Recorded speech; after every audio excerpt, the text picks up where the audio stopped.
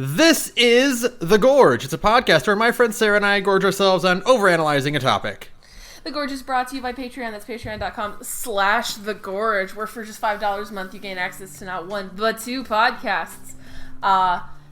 For $5, you get Takeout, a monthly commentary track where Ben and I decide we just want to watch something and talk over it instead of invest in the effort it takes to actually finish a video game on our own, because that can lead to many, many late nights, as I've learned recently. And $2, only $2 gets you...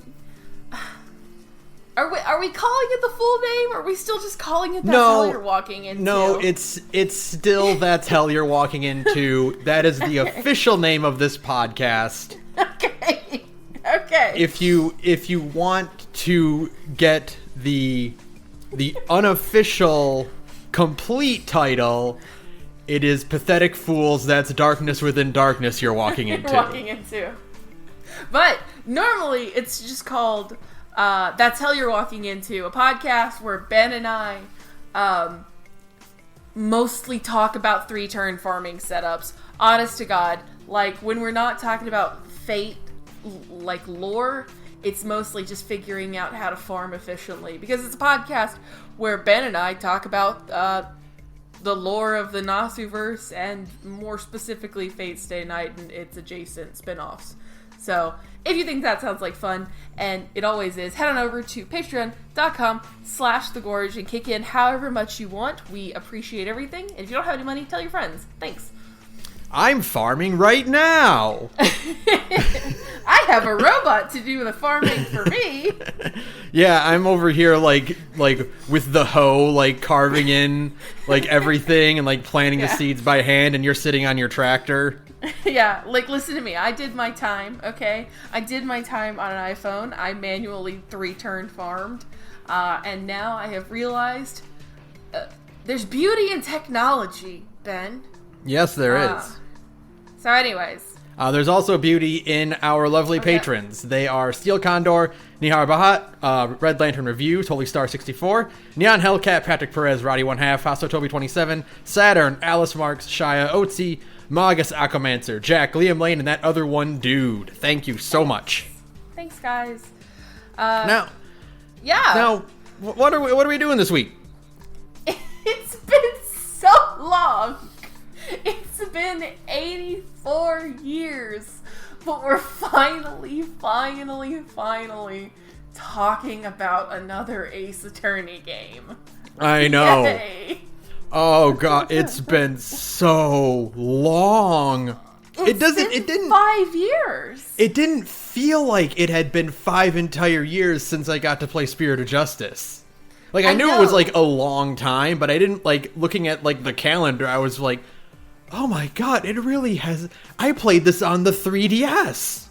You played it on the 3DS. I had to watch it on YouTube because at the time I didn't. So like for me, it has been even longer since I have actually played an Ace Attorney, because like I didn't have a 3DS, right? So did you play Dual Destinies? No, I watched Dual Destinies. Oh, okay. So yeah, you haven't played since Trials and Tribulations, have you? It's been a hot minute, yeah. It's been very sad for poor Sarah. I have a 3DS now, when the 3DS is no longer cool and they don't make things for it anymore.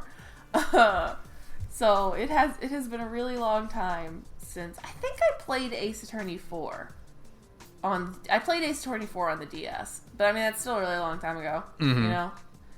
Yeah, it was on the DS. It was on the DS, yeah.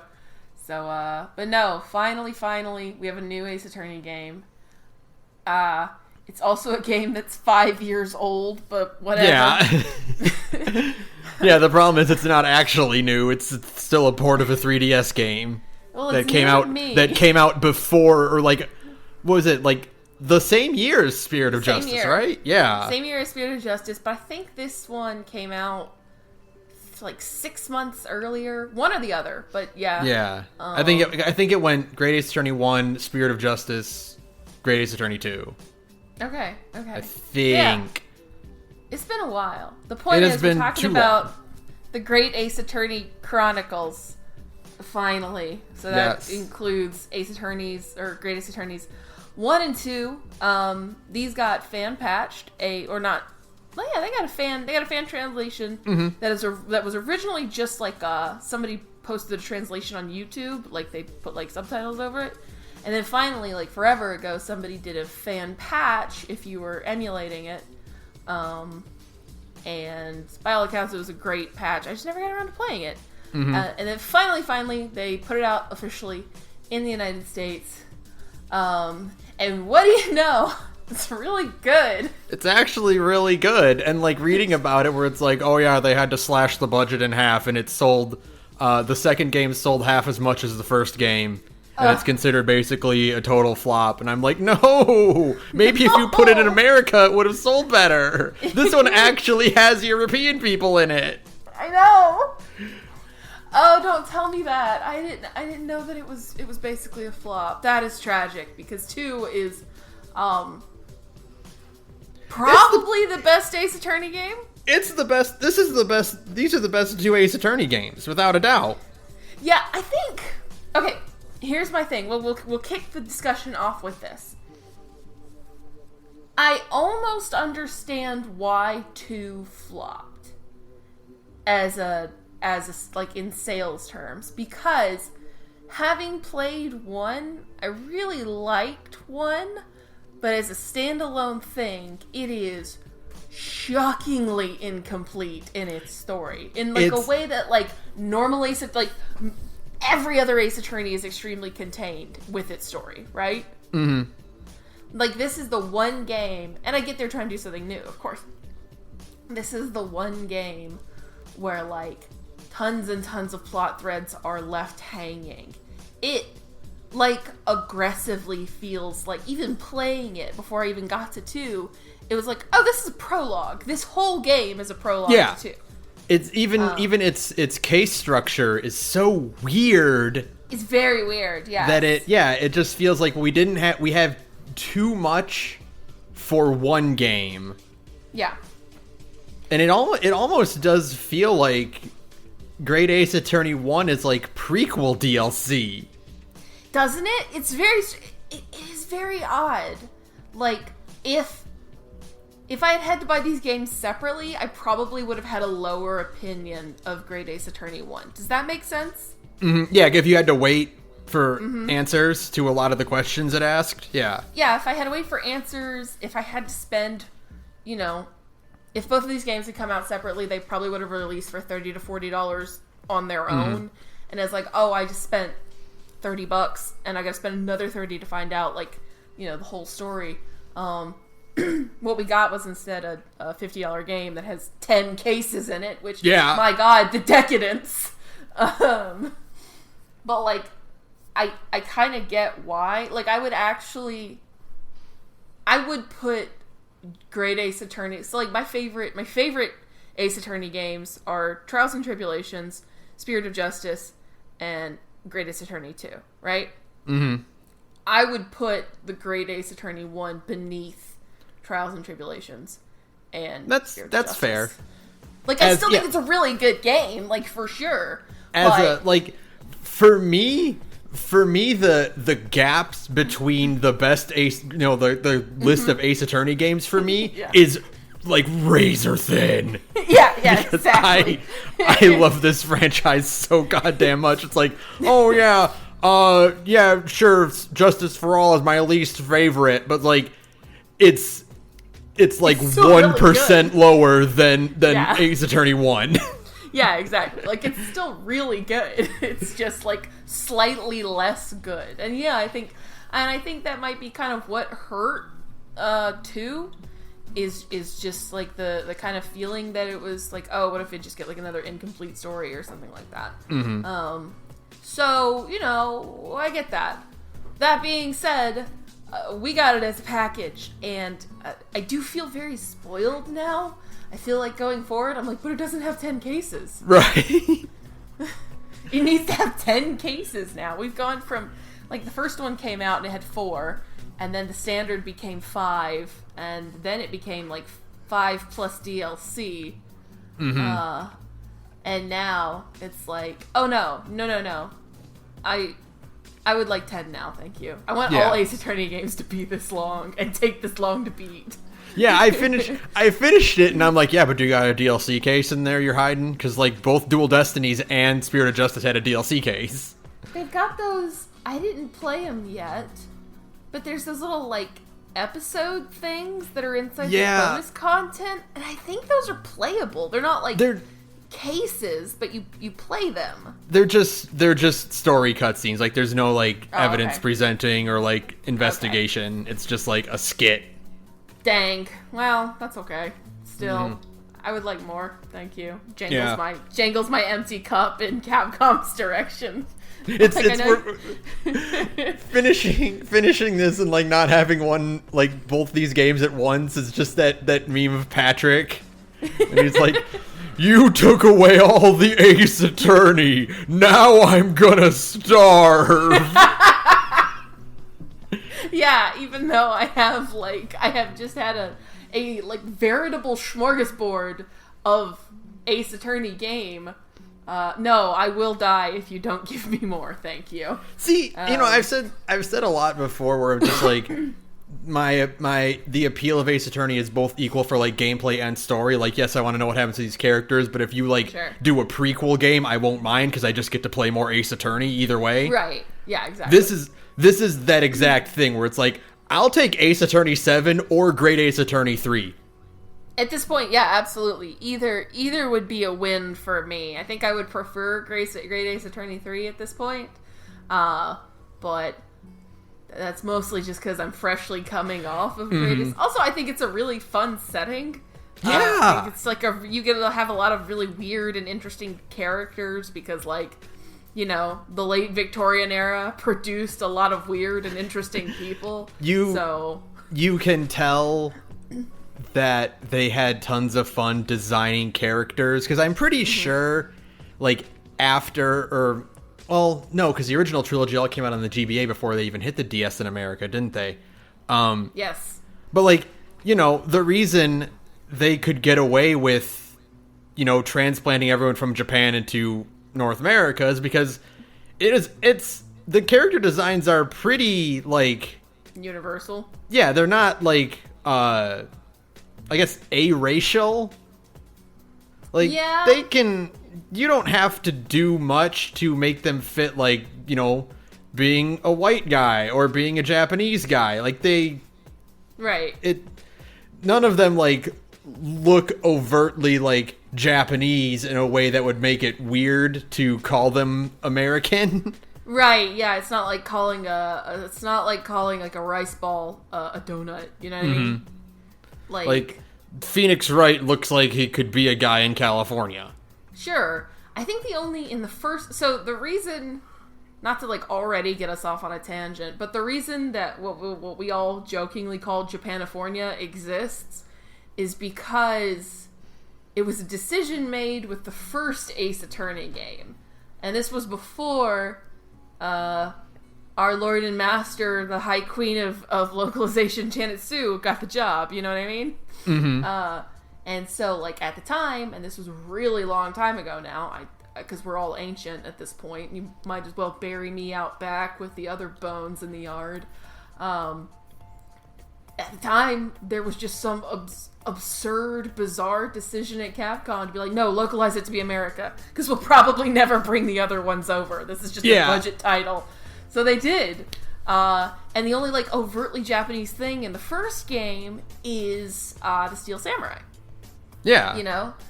Which is, like, okay, you can have that in California, too. Like, yeah, that's Power Rangers, baby. Exactly. We also film Power Rangers here. And then it just kind of kept going. They brought the other ones over, and they added more. I guess Maya, but even Maya's costume is like, it's obviously Japanese, but it doesn't, like, I don't know. I've never really, like, I guess because when I started playing these games, I didn't really make the connection. But, like, it's so sporty. It doesn't really, like, evoke, like a yukata the way that, like, Susato's costume, like, aggressively does. You know what I mean? And like, they easily got around it by saying, oh yeah, there is a very, there is a Kurahine village in California. Sure. And it's like, yeah, in California, it's a multicultural state. Like, yeah, okay, you can just see, a girl wearing looks like some kind of, religious garb just around. Yeah. Yeah. And then it just, it kept going. And Yeah. they kept adding more and more. And I mean, naturally, because this was originally for a Japanese audience, but they just kind of kept adding more and more Japanese stuff into the game. And you can just feel the localization, like, creaking beneath its weight. Mm-hmm. But it also is interesting because, like, they never go to, like, Shinjuku or anything, No, that would like, be extremely interesting. That one they would have to, like, really, but, like, they don't go to a city that's, like, explicitly Tokyo. Right. Yeah, that's true. In the original trilogy, like, they never go anywhere that you can't, like, hide or cover up pretty easily. Right, you changed the name of the space agent. I remember they changed the name of the space agency in Dual Destinies. They changed it because in, like, the American version, I don't know what it is in the Japanese version, but in the American version it's Gyaxa or something like that. Mm-hmm. And because it's supposed to kind of evoke, like, NASA, but like in the Japanese version it's supposed to evoke, like, the Japanese space agency. Right. Which, that's fine. But we got off on topic. The point is, in this game, since it's explicitly set in Great Britain and there's no way around it being in Great Britain, they got to have a lot of fun, like, evoking character design that also not only feels like very Ace Attorney in general, but also feels like, old cartoons, like newspaper cartoons. Yes. That,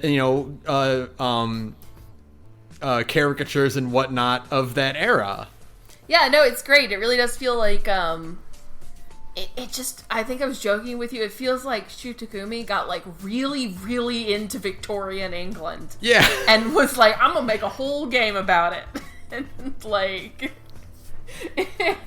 all of the designs are really fun and just cartoony, like English, or kind of like, London at the turn of the century character designs, because, like, it was a city that was just absolutely packed to the gills with people.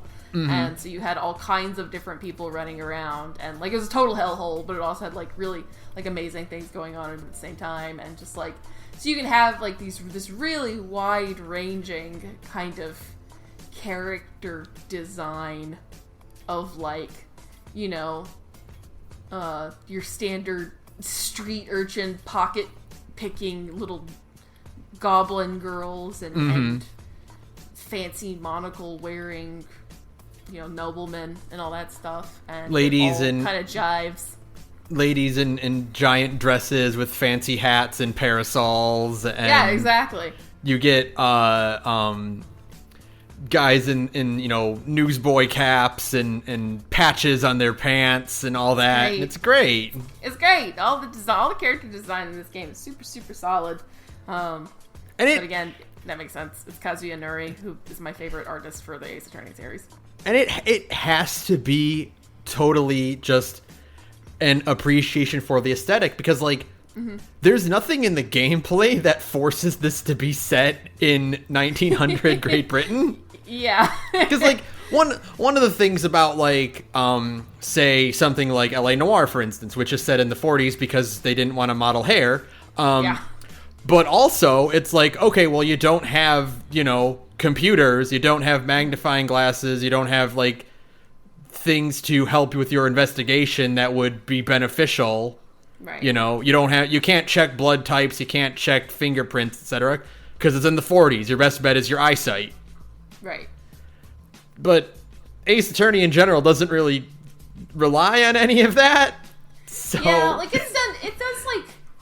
it does like fingerprinting, and it's done fingerprinting before, and it's done, like, blood. It loves a luminol test. Ace Attorney loves messing around with luminol, which is fine because luminol is cool. It's true.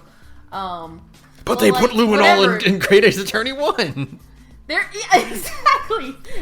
See, that's the fun part is that they can just, because like Ace Attorney has always just kind of like hand waved its tech level, you know. Mm-hmm. So we'll get into that later on in this. Yeah, at the end, talking about the end of Ace Attorney of 2. Yeah. We'll get into that. Yeah, we'll fucking get into that. So it's like, well, if we want to do some like, you know, crime scene science shit, then you literally can just wave your hand and go, well, Iris is a super baby mega genius, and she can do that, and then they do, and it's fine. So yeah, like, but who cares? It's all about the aesthetics. It's all about like the fun aesthetic trappings, and you can do like bullshit not quite steampunk, but you're knocking on except for one door. Guy. Except for that one guy. Yeah, about that. You're right. That one guy. Oh, God. But it's all in service of having, like, really fun character designs and stuff. Yeah. So. Yeah, it's all just for the aesthetic, and for dropping you in a new location that, and it's a reset without doing a full reset, you know, because it's a distant prequel. Yeah. So, and yeah, because now it's not like Apollo Justice where you're like, okay, but I miss everyone now. I do have the sneaking suspicion that a lot of these games probably contain some of the ideas that Takumi had for like the post-Phoenix trilogy. Mm-hmm. Because like the story basically goes that like when Ace Attorney 4 was getting made, Takumi was just like, I don't want to use Phoenix at all. I'm done with him. I'm done with that character. I'm done with like his art. So they created a character named Tony Redgrave. Yeah, they made a character named Tony Redgrave. So like that's why like Phoenix is the way he is in Ace Attorney 4 is basically because Capcom was like, no, you have to put that character in there, and he's like, fine. His name's on the cover of the series. Yeah, even though they've like slowly smartly kind of changed it to Ace Attorney at this point. Mm-hmm. But he was like, fine. But then I think that there was still just constantly like creative friction, to put it gently. Mm-hmm. And Takumi was kind of taken. I don't know if he left or if he was taken off Ace Attorney. But either way, he didn't direct 5. Nope. You can feel it sometimes. But he obviously had ideas and plans. And then you play this game, and Ryunosuke is extremely, like, even though he has a lot of Phoenix's animations, he's extremely Apollo adjacent, because he's like a young guy, and he's kind of like nervous and awkward and kind of dumb. I definitely, like, in terms of like design, like it's supposed to be Phoenix and Maya, you know. Sure. Like, you know, evoking the image of Phoenix and Maya. Mm-hmm. But there's a lot of Apollo and Trucy in them too. Oh, absolutely. Like there's so much of just that kind of that vibe, and especially like Sudato's like competence level is more like aligned with Trucy, because Trucy is, you know, she's Phoenix's adopted daughter. And speaking of, that's the other thing. Hey, there's this single dad who adopted a daughter, and he's really smart, but he's also really shady and likes to play dumb all the time. And it's like, boy, you were just really attached to that idea, huh? So, yeah. I do wonder if maybe there's some vibes in there. Some recycling. Yeah, which is fine. Yeah, I mean, it worked out. Because it's great. I mean, like, I'm really glad that we got another Shuchikumi, 2 extra Shuchikumi Ace Attorney games. Because they're amazing. Even if, like, one of them is slightly less amazing. They're still amazing. They're as a combined package, they're both amazing. But yeah, the first one is a little bit lesser if I had to play it only by itself. Yeah. If I was ever going to replay these, I probably would just jump straight to 2 and replay 2. Even though, I mean, there's some, like, really fun stuff in 1. I guess I would just skip the first case in 1. Yeah, the tutorial case. Because it's very... if I have a single grievance about this game, it's that first... Like, a major grievance, not just that, like, oh, you know, the first game feels like a big, like, a total prologue. Boy, that first case is really long. Yeah! Like, it's... 1-1 is super long for a first case. The weird thing about Great Ace Attorney 1 is that its case structure is so strange. Like, one, by default, 1 is just a trial. Mm-hmm. But then 2 is just an investigation. 3 is just a trial. 4 is a 1-day investigation and trial. And 5 is a 1-day investigation and trial. Wait, is 3 just a trial? Yeah, 3 is just a trial. The whole point is that the minute Ryunosuke and Sato get to Great Britain, they go talk to Strongarm, and he's like, yeah, I got a case for you right now. Let's go test for metal. That's right. Yes. Oh my god. Oh god, I played all of these games in like 8 days combined. Yeah, that's right. Oh, what a weird structured game. You're right. Yeah. They just literally just chuck you right into it and go, well, go defend somebody else. You don't get to do any forensics or anything. I guess I would replay Ace. I was like, I don't know if I'd replay Great Ace Attorney 1, but I'm wrong because like 1-3 is incredible. Yeah. Okay. So let's start there. Let's start. Yeah. Okay. So let's just do 1-1 and 1-2 real quick because they are, despite 1-1's length, their structure is pretty quick. Okay. Like 1-1 is 1-1 is like the first time you get the suspicion like, hey, something might be up with this series that is not traditional Ace Attorney thing. Yeah, because like, the major thing is that it ends and you don't get, because like a very common Ace Attorney thing is you get the villainous breakdown. And then you get the big confession to explain how and why they did it, you know? It's always the big satisfying thing. You don't get that in 1-1. Brett is like, yep, I did it. Mm-hmm. And that's it. And then it's like, but why? And she's like, None of your business. And then you leave the courtroom and you're like, no, but seriously, why though? Can I please get an answer? No. And then, so you're like, what? But that's not how this works.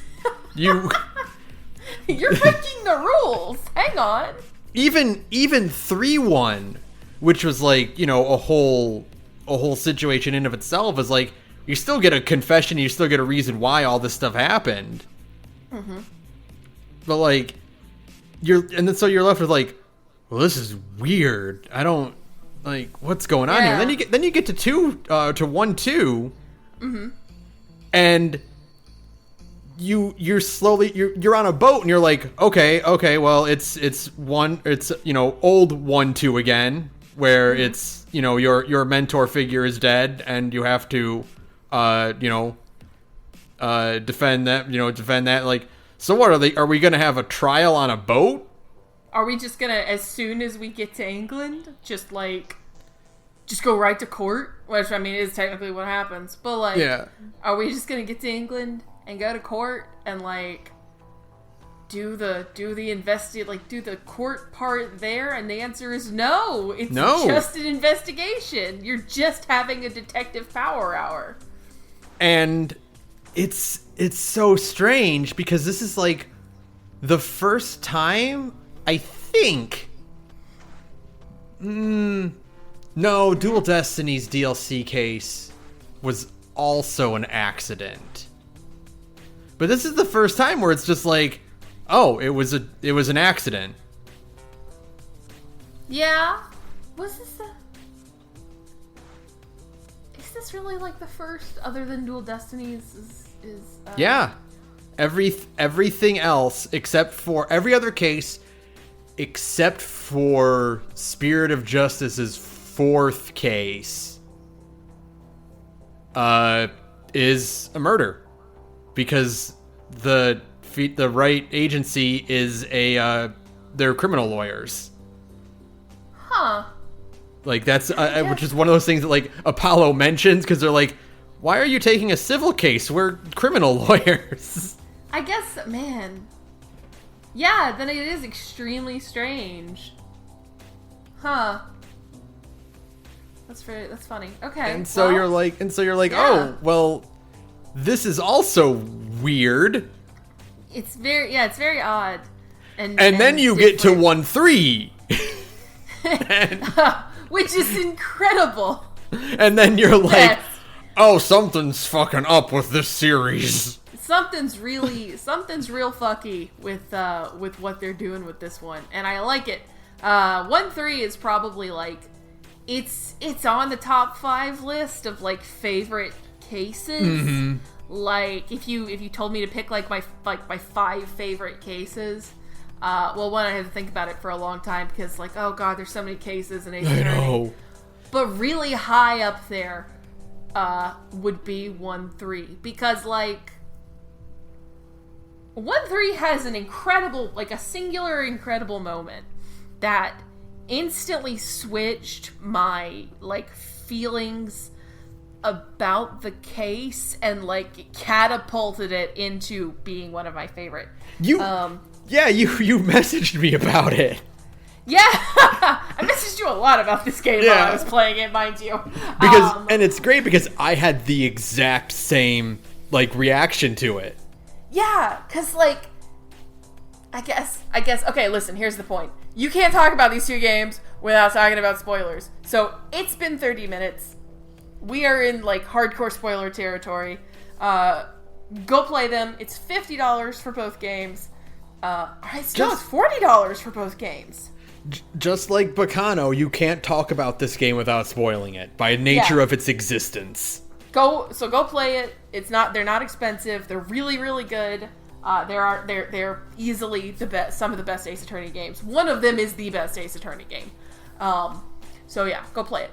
That being said, there's a moment in 1-3 where the crowd is chanting "testify" at the banker and the hat guy, the hat maker. Lady First, and what was it? Bruce.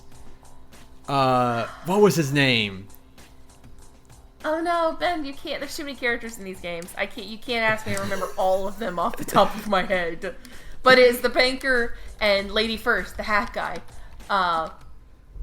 And they're like chanting "testify" at them, and you're like, this feels really wrong. Yeah, and I've never felt that playing an Ace Attorney game, because Ace Attorney in Justice for All, we did have a case. Last case of Justice for All is oh shit, your client actually did do it, you know. Mm-hmm. But like you realize that, and you're like blackmailed into keep going. You know what I mean? Yeah, the drama of 2-4 is that you know what's going on, and you have to base your. Phoenix is not defending him anymore. He is stalling for time. Right, until he can figure out a way to kind of resolve this situation and save Maya. Yeah. So that's a different situation. In this, you are playing it and realizing at the same time as the character's like, oh, my client did it. Yeah. He's not gonna admit he did it, but he did it. It's such a slow realization. Yeah. That you're like, it's great. As things like start adding up, and like things aren't consistent anymore. Yeah. And you know, because it was the part where you messaged me about it, but I also realized that like when you investigate the streetcar, and then you search the trunk underneath the seat, and you're like, oh, it's empty now. Wait, what? And then you're like, wait, how did I miss the blood stain on the floor? Yeah, I actually was really, because like I noticed that the trunk was empty, and I was like, that's weird. There was stuff in here before. But in my head, I was like, well, maybe I did miss the blood stain. Like, yeah, I thought so too. Because like maybe I just forgot to look down. I was so focused on the blood stain on the seat. But then I opened the trunk, and it's like, oh no, something weird is going on. So I text you, and I was like, wait, it's empty. And it's like, yeah, I bet it is. And then it just kind of like keeps escalating, and like you slowly realize like, oh, no, this guy did it. Yeah, Magnus is working the crowd in his favor. Yeah. Because he totally did it. And he like turns the crowd on these two guys who are like obviously innocent. Like why would they do this? And like you actually are hit with like this like really uncomfortable feeling. Like, oh, you're the bad guy. You're doing something really wrong here by helping this guy. But like you also can't really back down, because that's your whole job is to like try and figure out what's going on. And it's great. It's such a good moment. It's like the exact moment that like this kind of turns from being like, you know, pretty good and pretty entertaining to being like, oh, okay, this is something like really great. Yeah, this is the point where it goes from being like, okay, cool, it's a new Ace Attorney game, to like, this is something special, and like, you know, another reason why they decide to do this is that so they can buck some of the rules that Ace Attorney has started to like play up to in terms of its structure. You know? Yeah, so like, absolutely. This is their way of like getting to bend the rules and the guidelines of, you know, certain things that like Phoenix or Apollo or Athena wouldn't do. Right. And it's great, and it's the thing that like hits so hard is that you're like, okay, all right, things are starting to get interesting. Someone's tampering with the evidence. We don't have proof it's Magnus, but someone in this courtroom is messing with things. And you're like, okay, cool. So the judge is going to bang the gavel and say, court is adjourned for the day, and you're going to pick this up tomorrow because, you know, the prosecution needs time to analyze all the new evidence. Not guilty, what? Yeah, not guilty for lack of evidence. The whole idea that the evidence that is available is basically too contaminated to be considered like usable anymore, but that's all the evidence they've got. So like, yeah, you gotta throw the whole case out, and then Magnus gets to walk out innocent. What? And what? But we weren't done. But he clearly did it, Your Honor. Like, we there's still a lot of questions that we need to answer. It's incredible.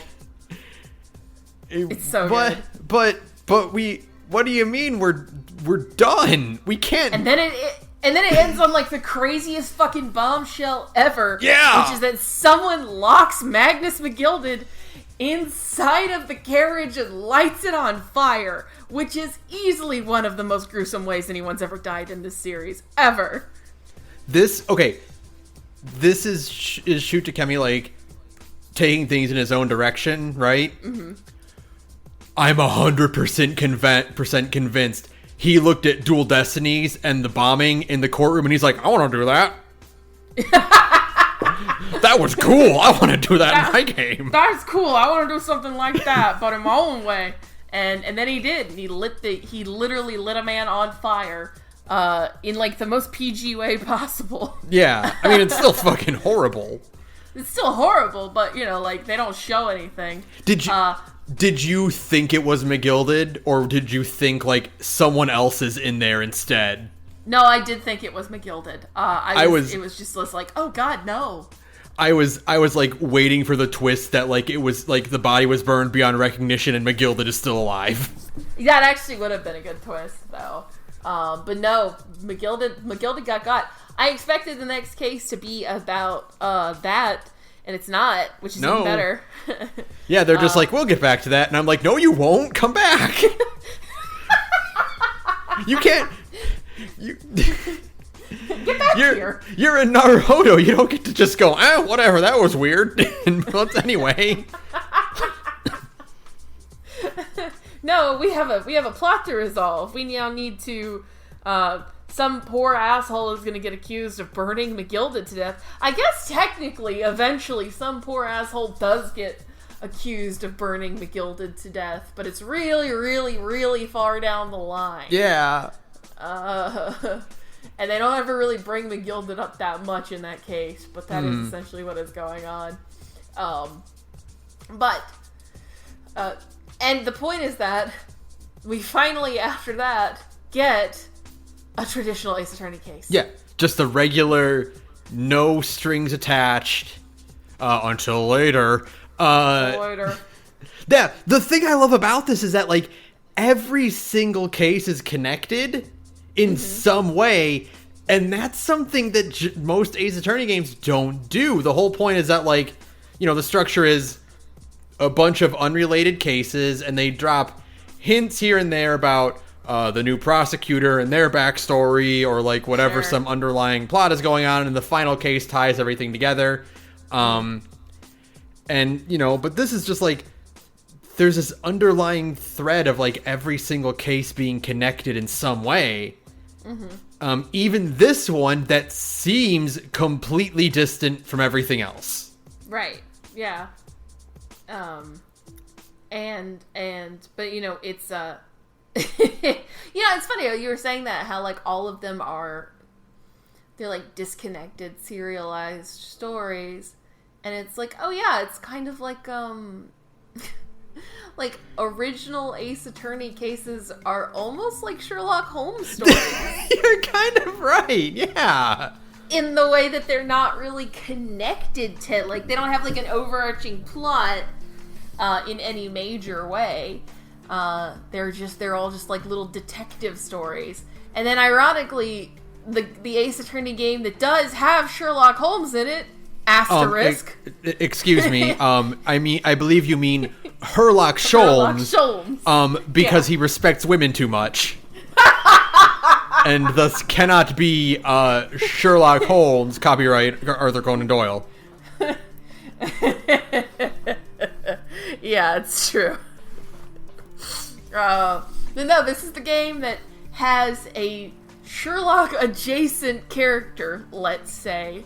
And it's mostly like a bunch of stories that are all tied to, like, an overarching thing that's going on, which is, again, kind of interesting. Yeah. Yeah. But we get ironically, we get to 1-4. We get another person who for real existed, or is like a historical figure, I suppose I should say, because it's not like Sherlock Holmes actually did exist. But Fate Grand Order is messing with my perception of who's real and who's not. And, but, like, unlike the worthless estate of Sir Arthur Conan Doyle, I assume the estate of Saseki Natsume was just like, do whatever you want, we don't care. Yeah, he can be a weird neurotic freak with giant bushy eyebrows who's constantly screaming all of the time. What if we put, like, a historical figure in our game? What about Soseki Natsume, like a famous poet? What if we made him, like, insane? Just like a complete weirdo. Wouldn't that be cool? Who's constantly like scratching himself and looking over his shoulder, and he has like weird swirly eyes because he's constantly stressed out. He's just panicking all of the time. He's just having a real bad time in England. I do love you. We were talking about it, you know, just as I was playing through it, and I was like, yeah, that was a real guy. And you go, oh my god, he really did just look like that. Yeah. He really did just have like a big bushy beard. Yeah, a big swirly mustache, and he parted his hair like that. And that's amazing. One of his animations in the game is based on a photograph of him. Yeah, that's so awesome. Oh man. Oh, just in general, by the way, everyone's animations in this game are so great. Oh, they're so good. They fully embrace the fact that they're 3D. They're like 3D models now, so you can just do all kinds of like wacky shit with them. I gotta give special shout outs to Ryunosuke's 1-1 animations where he's standing up as straight as possible with his hands behind his back and his eyes are just darting around constantly. Yeah, it's so good. He does the signature desk slam, but he's so nervous that it just comes out as a little slapping sound. And he literally looks at his hands. Yeah. Because, like, he's used to everybody else slamming their hands on the desk. It has a lot of, impact, but his just makes a little slapping sound. And he looks at it like, what's going on? I am sad that as the game goes on and he gets more confident, he loses his hand-raising pose. Yes. Like, he doesn't raise his hand anymore. And I love his little hand-raising pose because it's just so, like... It has so much character in it. But I get why. I mean, obviously, that's the whole point, is it's like an evolution of the character through his animations, which is cool. His recoil is the best of any defense attorney in the series. Yeah. He slams against the wall. Getting blown back so hard that he slams into the wall and collapses. Oh, God. God, there's too many, like, really good animations to even... Because, like, the other cool thing is that because they are 3D animations, like, with models instead of... as much as I miss the sprites, I do understand the transition, because one, sprites are hard, and two, you can do a whole hell of a lot more with a rigged model versus having to draw sprite animations, So, like, everybody, I was just constantly being amazed at, like, how many animations, even like just like a witness that shows up twice, like somebody that much of a bit character has just, like, so many more animations than any Ace Attorney character from, like, the original trilogy, I think we talked about this when we did Spirit of Justice 5 years ago. Shut up. But yeah, the transition from sprites to 3D is so well done in these games. It's really, because, like, they still just have such a good grasp of, like, what makes for good, weighty animation. In this case, in 1-4, the Gyarados are amazing. Oh, they're so good. Their animations are phenomenal. Their designs are so exceptional. Yeah, like, they're so, like, the designs are so great, and there's so many little tiny, like, just the most small animation choices that give them so much character. Like, when Mrs. Gyarados, like, pats her hand on her cheek, her other cheek wobbles as well, because it's like the motion follows through. And when Mr. Gyarados stands up from his chair and, like, leans on his cane, there's like a little 2-second follow through of, like, his robe sliding to the side, like, slightly off his shoulder as he stands up. I love it. It's so great. Even the jurors have so much, like, attention paid to them. Yeah. Oh, yeah. All of the jurors have so much, like, personality to their designs, because it helps just, like, I mean, Capcom does some of my favorite character designs, like, in anything. Oh, yeah, 100%.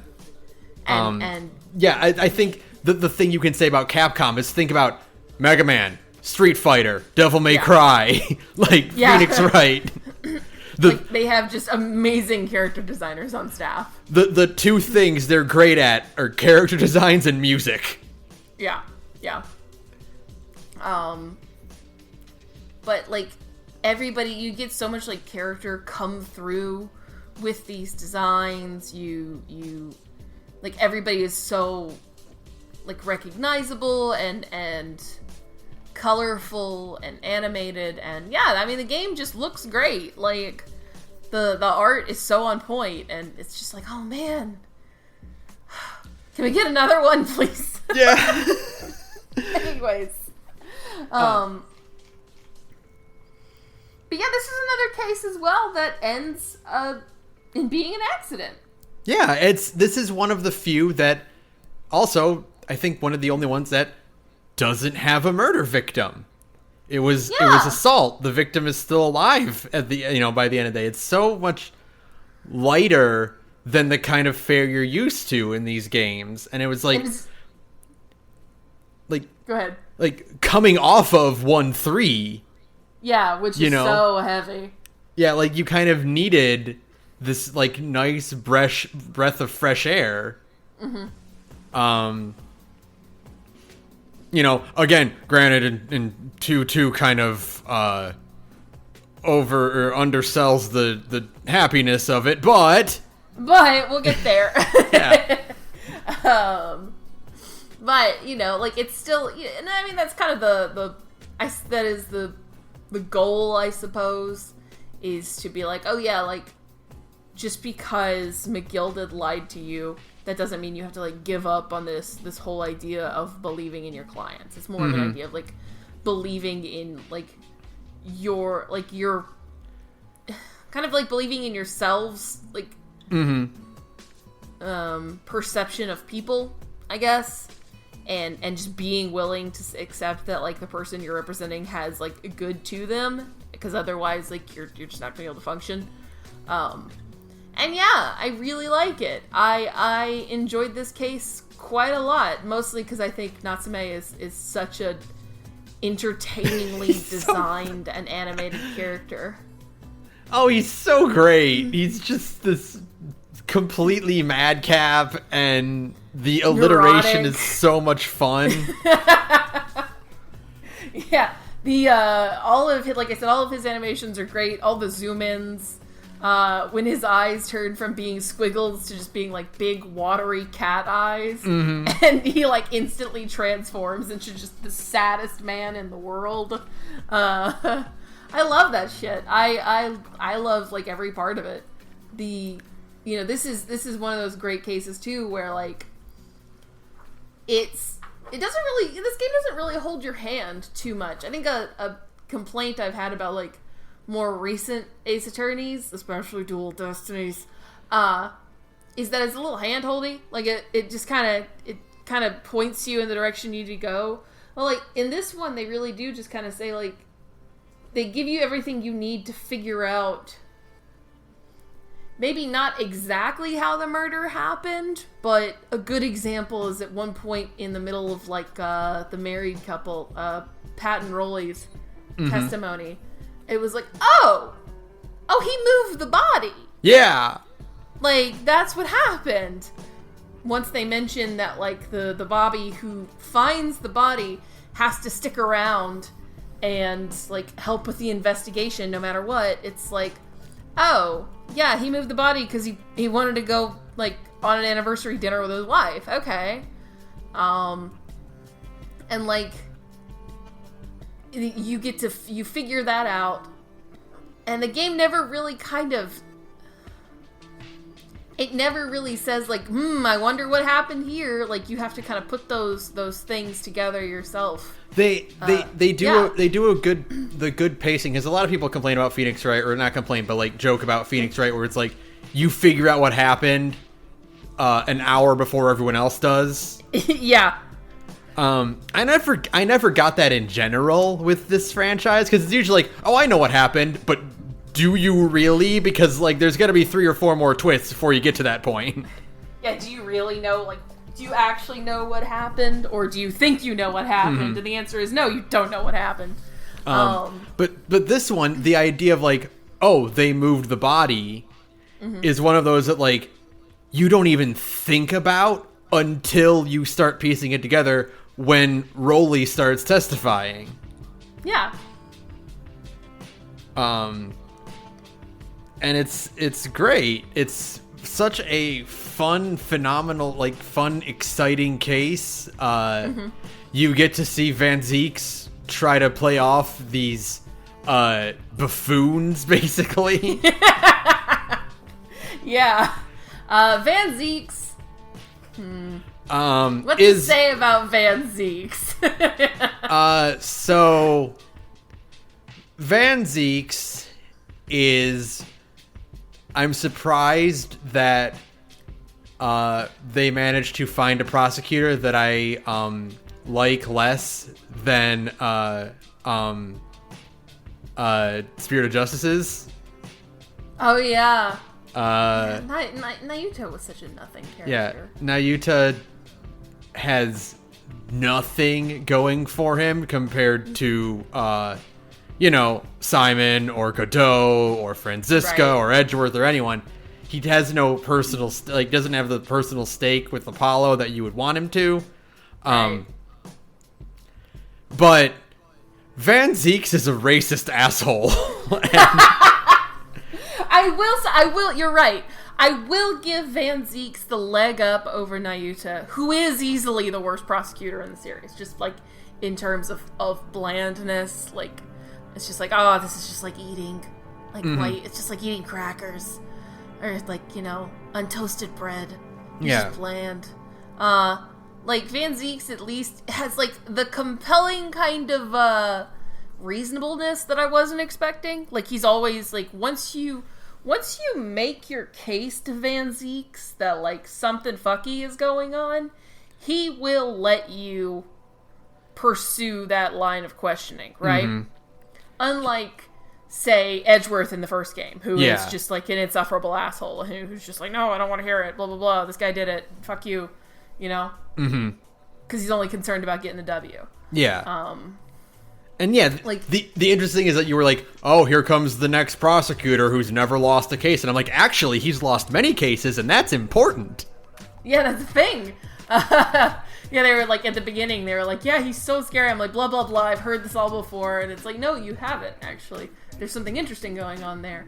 But like, I will give Van Zieks that, but also, like, he's also just, like, rude. And...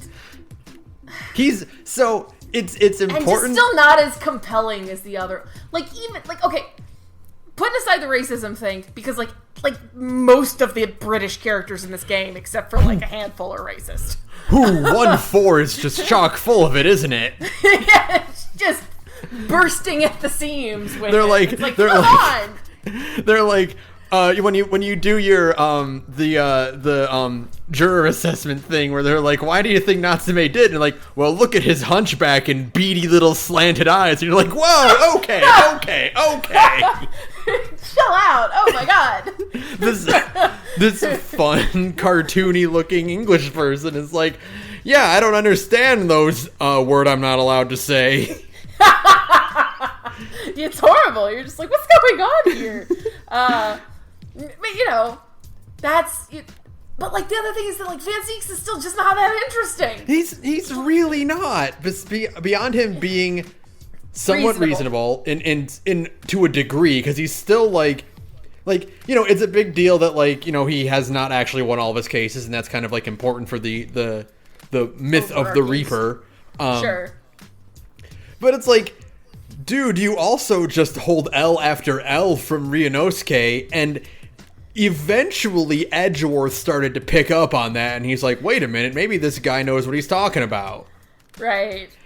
He's still like you get through like 2 or 3 cases with Van Zieks, and he's still just like, well, what's this idiot doing? Clearly moron Japanese man doing. And it's also not like, with say Edgeworth or Franziska, it's like, oh, they're doing other cases when Phoenix isn't around, right? Right. Like, so, they're not only equipped to do battle with him. Mm-hmm. They're doing their job. Van Zieks literally only comes back to try to slap Ryunosuke around and just gets bodied every time. Owned constantly. And he's still like, my learned Nipponese friend needs to learn a few things about British courts. And it's like, you don't even know that much about British courts, apparently. Yeah. After a certain point, and he's still complaining about doing the summation examinations. Yeah. And it's like, bro, I read the rule books. Ain't nothing says a dog can't play basketball. And I am gonna question these jurors. He's like, this antiquated thing that should be abolished from the courts. Like, you're only saying that because you lost, bro. You're just mad because it means you keep losing. Like, sorry, bruh, but I'm gonna use this to win. Like, I do like that after a certain point, the judge is just like, he doesn't even ask if Ryunosuke is going to exercise his right to a summation examination. He's like, well, yeah, I know he's gonna do it, so. He's like, all right, defense, your turn. Let's get on with it. You're up. He's like looking at his pocket. Okay. He's looking at his pocket watch, like, oh, all guilty. Yep, it's about time. All right. Summation examinations, though, an excellent gameplay thing that I desperately hope comes back. I love it. Ooh, it's so much fun. It is so great, and it's one of the reasons that, like, you can tell they had fun designing all these characters, but, like, we can't stretch all these characters to fit into their own, like, cross-examinations. Also, right, crowding the bench with, like, 3 or 4 witnesses is so much fun. It's so it's we got a shit ton of witnesses, and that means everybody gets to have, like, interacting animations, which, like, even the more modern, like, Spirit of Justice didn't have it. Am I crazy? No. Spirit of Justice didn't have, like, 2 characters side by side ever. It did, I think, once, because there was in 6-2, there were twins, and I think they took the bench together. Okay, but yeah. But like, there's never, like, you know how there's just normal talking heads having conversations in Great Ace Attorney, where there's, like, 2 people on screen have it, like, talking to each other at the same time. Mm-hmm. You can tell an Ace Attorney fan. Don't fuck with us, Ace Attorney fans. We're easily amused by the most simple of things, like having 2 people talking to each other on screen, or I too was just like, black magic when they actually showed Ryunosuke pacing behind the stand. Like, they showed it, and I was just like, oh my god, what's going on? It was like it was like I'd seen fire for the first time. Mm-hmm. But no, summation of examinations are great because they scratch the exact same point in your brain as when you tell somebody they're wrong on Twitter. Yes, 100%. You get the exact same dopamine rush with none of the shame when you get to, like, point out 2 people's opinions being wrong, and you get to call it, you get to pit them against each other, so you feel like you're like a ringmaster. You're really wrangling these six assholes. Yeah. Right. It's 6 people. And it feels great. It's so much fun. You get to have, like, it's like little micro witnesses. They're not even like witnesses, but it's the same kind of cross-examination thing on a smaller scale, because they're just like, let's just make a shit ton of characters. We're in England. Let's fucking do it. And just make a bunch of English characters, because we have so many designs in our head. They really let Kazuya Nuri pop the fuck off, and it owns. Mm-hmm. And yeah, I hope it comes back. I hope they do this again. Speaking of great character designs, I do want to give a quick shout out to Gregson. Gregson has a great design. He's great design. That bastard, twice playing this series, I had to get fish and chips for dinner. Makes it look so good. This motherfucker and his infinite bag of fish and chips. I'm just like, yeah, that actually sounds pretty good right now. Fried fish and French fries, like, can't go wrong. It's the one English food that they got right.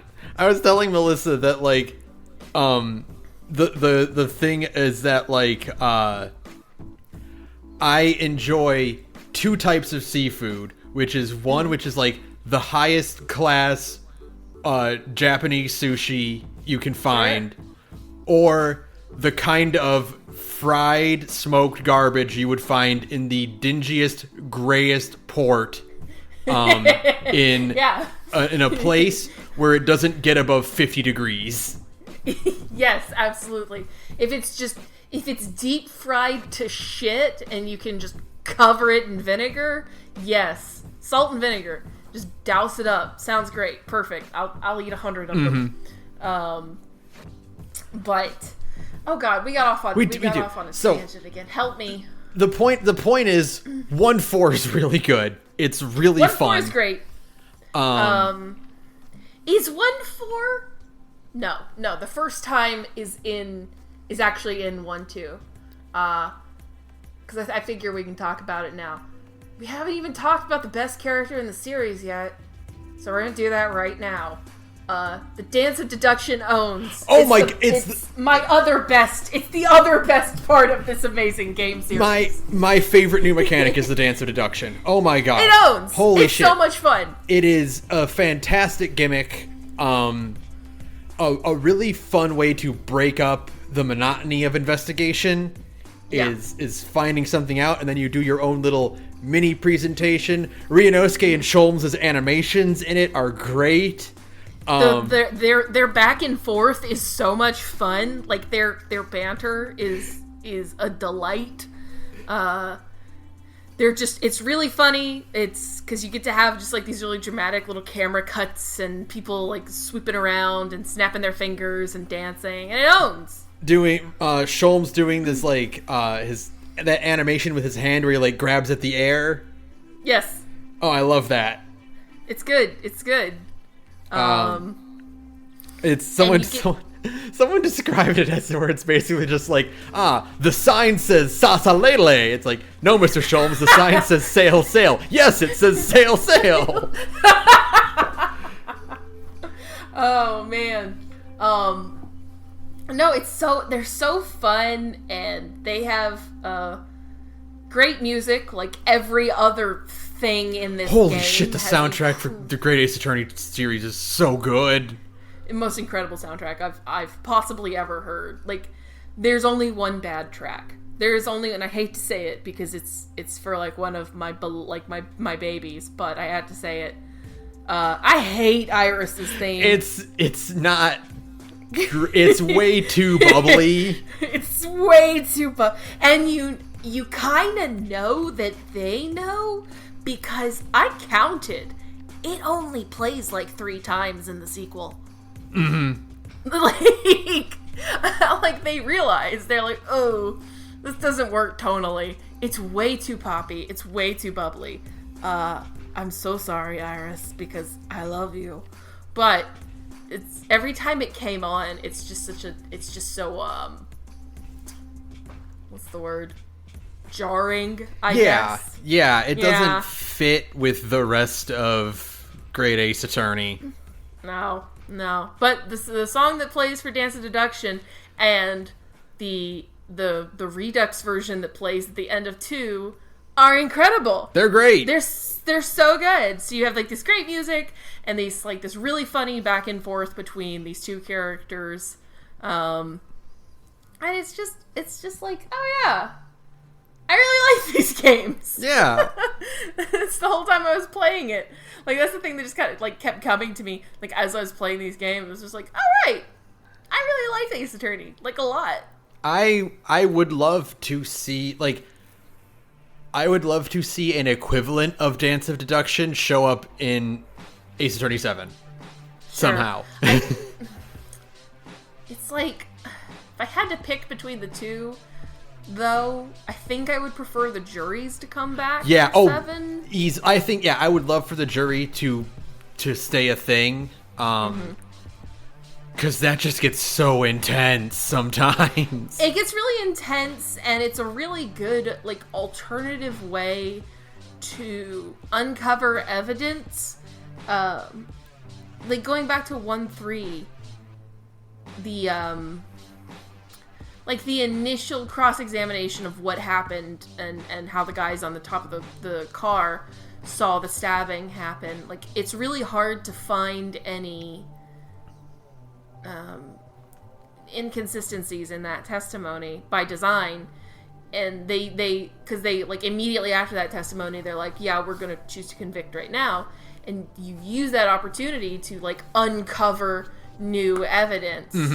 And I think that's a really fun way to, instead of just constantly, like, breaking down a single witness statement, you're instead, like, you're basically bouncing ideas off the jurors, like, in the hopes of hunting down, like, an actual explanation for how this case had happened. Yeah, that's a great way to put it, is that they're a great way to not necessarily, like, uncover new evidence, but, like, recontextualize things. Yeah, absolutely. And it helps give you a different, like, the way they talk about things, it gives you a different perspective on what's going on, and kind of helps you make sense of all the evidence in front of you and put it together and put it into, like, a cohesive, like, timeline of, like, what actually happened.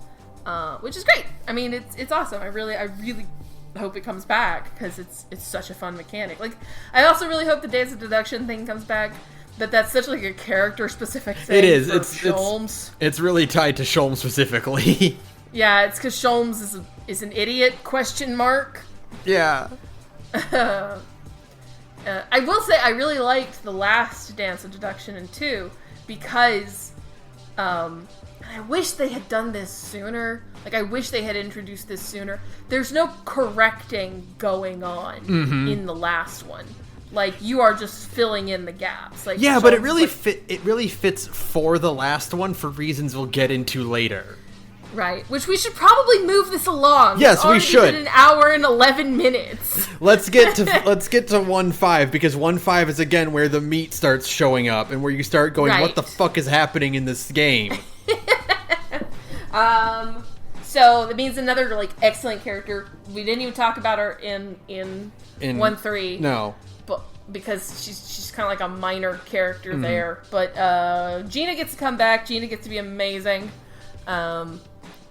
Just your standard scrappy Cockney accented who uses pickpocket. The best slang.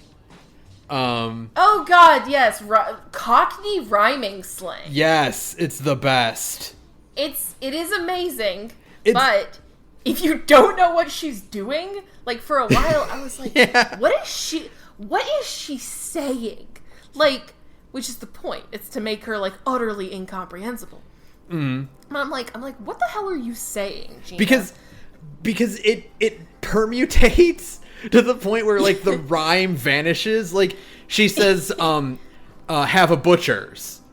Right. Instead of, and it's have a butcher's hook. Hook rhymes with look. Have a look.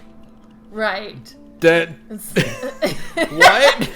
What? It took me, the one that made me realize what she was doing was Cockney rhyming slang, was, can you Adam and Eve it? Can you believe it? Which I'm just like, okay, sure. That's not how normal people talk. One of the weird things that you learn in 1.5, and it's kind of hinted at throughout the rest of the trilogy, but it's like, Gina is Catholic. Gina is Catholic. You're like, wait, really? But I mean, like, yeah, this is England in the 1900s. Yeah. People were, like, significantly more religious than they are now. Yeah, they talk openly about, like, the courts being dictated by God and not, like, by the powers above, like right. The Christian God. Yeah, like God himself, like that one. Which is another kind of interesting, and it's another kind of meant to be like a cultural shock thing for Ryunosuke and Sasato. In this series where ghosts canonically exist, and you can channel the dead. You can talk to the. They've really quietly kind of swept that one under the rug, haven't they? They ain't talked about that in a long time. Well, no, that was a pretty big thing in Spirit of Justice. What are you talking about? Oh God, that's right. Man, it's been so long since I've played an Ace. I don't know if you noticed, but we just talked about it. It's been 5 years. Yeah. Oh God. The point is, Gina is great. She is. And we get this great case that seems like extremely straightforward, right? Mm-hmm. It's like, oh, Gina is falsely accused of we finally get like like an actual Ace Attorney murder case, like a normal Ace Attorney murder case at the very end of the game. We get the meme case, which is hey, so at the start of the trial, the victim or the accused was found in the room, in a locked room, with the gun in their hands and a dead body there, and there are no other exits or entrances in the room at all. And by the end of the case, like, oh, there were 5 people in the room actually, and the person was killed 20 minutes ago, and was killed in a different state. And the accused actually was never in the room in the first place. Yeah, exactly. It's extremely straightforward in that way. It is an extremely straightforward Ace Attorney case. It's like, finally, cool. We get our setup, we get our murder, we get our investigation time, and then we go to court. Great. Totally normal. And then, like, shit just keeps happening in 1.5 that's like, oh, never mind, this isn't normal at all. Because you're like, okay, well, this dude, Eggert Benedict, which is I love a character that I can just hate immediately. Sure. Like, he walks in the room and like, oh, you suck. I know you suck right away. You suck. We don't like your face. We don't like the way you look. Nothing. He's just a rude, rich prick who thinks he's better than everybody because he made some money. And it's like, oh yeah, this guy did it. Which, I mean, yeah, of course this guy did it. But yeah, the reason why is the meat of the matter. Yeah, and because at first you're like, okay, well, he did it because he was mad he got slighted. And he really wanted that disc. Yeah, and he wanted this disc. You know, we'll figure out what that disc is. But yeah, he went in and he killed the guy to get it back. And Gina was there by circumstance. Whatever. You know, okay, pretty clear. You know, pretty straightforward. Sure. No, actually, not at all clear as to what happened. As Mario and Luigi explained to you, nothing in this case is very straightforward. Another example of excellent character design. Oh my god! I love. It's such a small detail, and I love it. So you know how during cross-examination you can switch you can look at other people as like somebody else testifies, right? Mm-hmm. And there's like a little bar that indicates like who you're looking at. Yeah? Yeah. When you switch over the shorter brother, he's so short that they have to make the bar like pop up over his head instead so you can actually see him. Oh, I didn't mention this. One of the running jokes that goes completely understated in this both these games. Mm-hmm. Every single short character is standing on a box when the camera cuts back. Yes, I love it so much. I was thinking that too. Whenever the camera has to show like the full courtroom, every single short character is standing on a wooden box. It's amazing. Oh my God. It's about the consistency, my friend. Yes. Okay, they have a court-appointed wooden box that everybody who's really short gets to stand on, so that they'll show up over the bar. Oh my god. But Nash and Ringo are incredible characters. Love the Skulkin brothers. Love the recurring joke of them trying to rope Gregson into being their third brother. Just them like always. It never got old. Literally every single time they would look at him like so expectantly, like, eh? And he doesn't even change his animation. Nope. He doesn't even look at him. He's just like, don't talk to me. Incredible. Incredible comedy writing. Perfect. But no, we find out that the case is like super, super complicated actually. There's spy shit going on. There's actual international spy shit. Government conspiracy shit going down. Like, secrets are being traded across the oceans. There is a Russian terrorist on the jury, and it doesn't come up at all. That's my favorite part. Yeah. Is when they show the whole jury, I'm like, okay. Hang on a minute. I know that guy. And Sheldon said I was you. Yeah, it's in 1-2, you know, it feels like kind of like a drop plot line that like Nikolina, Russian like anarchist. Yeah, this Russian anarchist is like trying to get to England, and Nikolina is posing as him, and then it's like, well, are we gonna follow up on the Russian terrorist at all? No? Okay. Oh, he's in the jury now. I bet that'll be important. What? No, not at all. I love, by the way, another excellent joke is that when Sholmes accuses you of being him, he's like, yes, you're on your way to England so that you can blow up the Crystal Tower. And then the dude's like, his like stock line is, hello, I am new to Great Britain. Can you tell me how to get to Crystal Tower? Also, you know what? Real quick before we really dive into 1-5 and how great it is. Sure. Random picks from Great Britain, my entire ass. Yeah, no, excuse me. This is not random. One single stinking bit. I feel like they talk about how Great Britain is like home to like 6 million people, right? Like constantly. It's one of the big things. Like Ryunosuke and Sasato have no idea what's going on because they're caught in this city that's like a million times bigger than anything they've ever seen before. Sure, yeah. In 2 cases, 2 jurors are key witnesses from the previous case. Yeah. And like it. And then one of them is a guy, again, a Russian anarchist. He's not even from England. He's not even a British citizen. How did he get here? And they even ask, Ryunosuke at one point is like, Sasato, how does a Russian citizen get on the bench in a British court? She's like, I don't know. I was seriously expecting like, oh, the courts, like the jury is packed for conspiracy reason. Yeah. But no, it's just that Capcom wanted to recycle some characters sometimes, and it's just that these games have a tragically shoestring budget.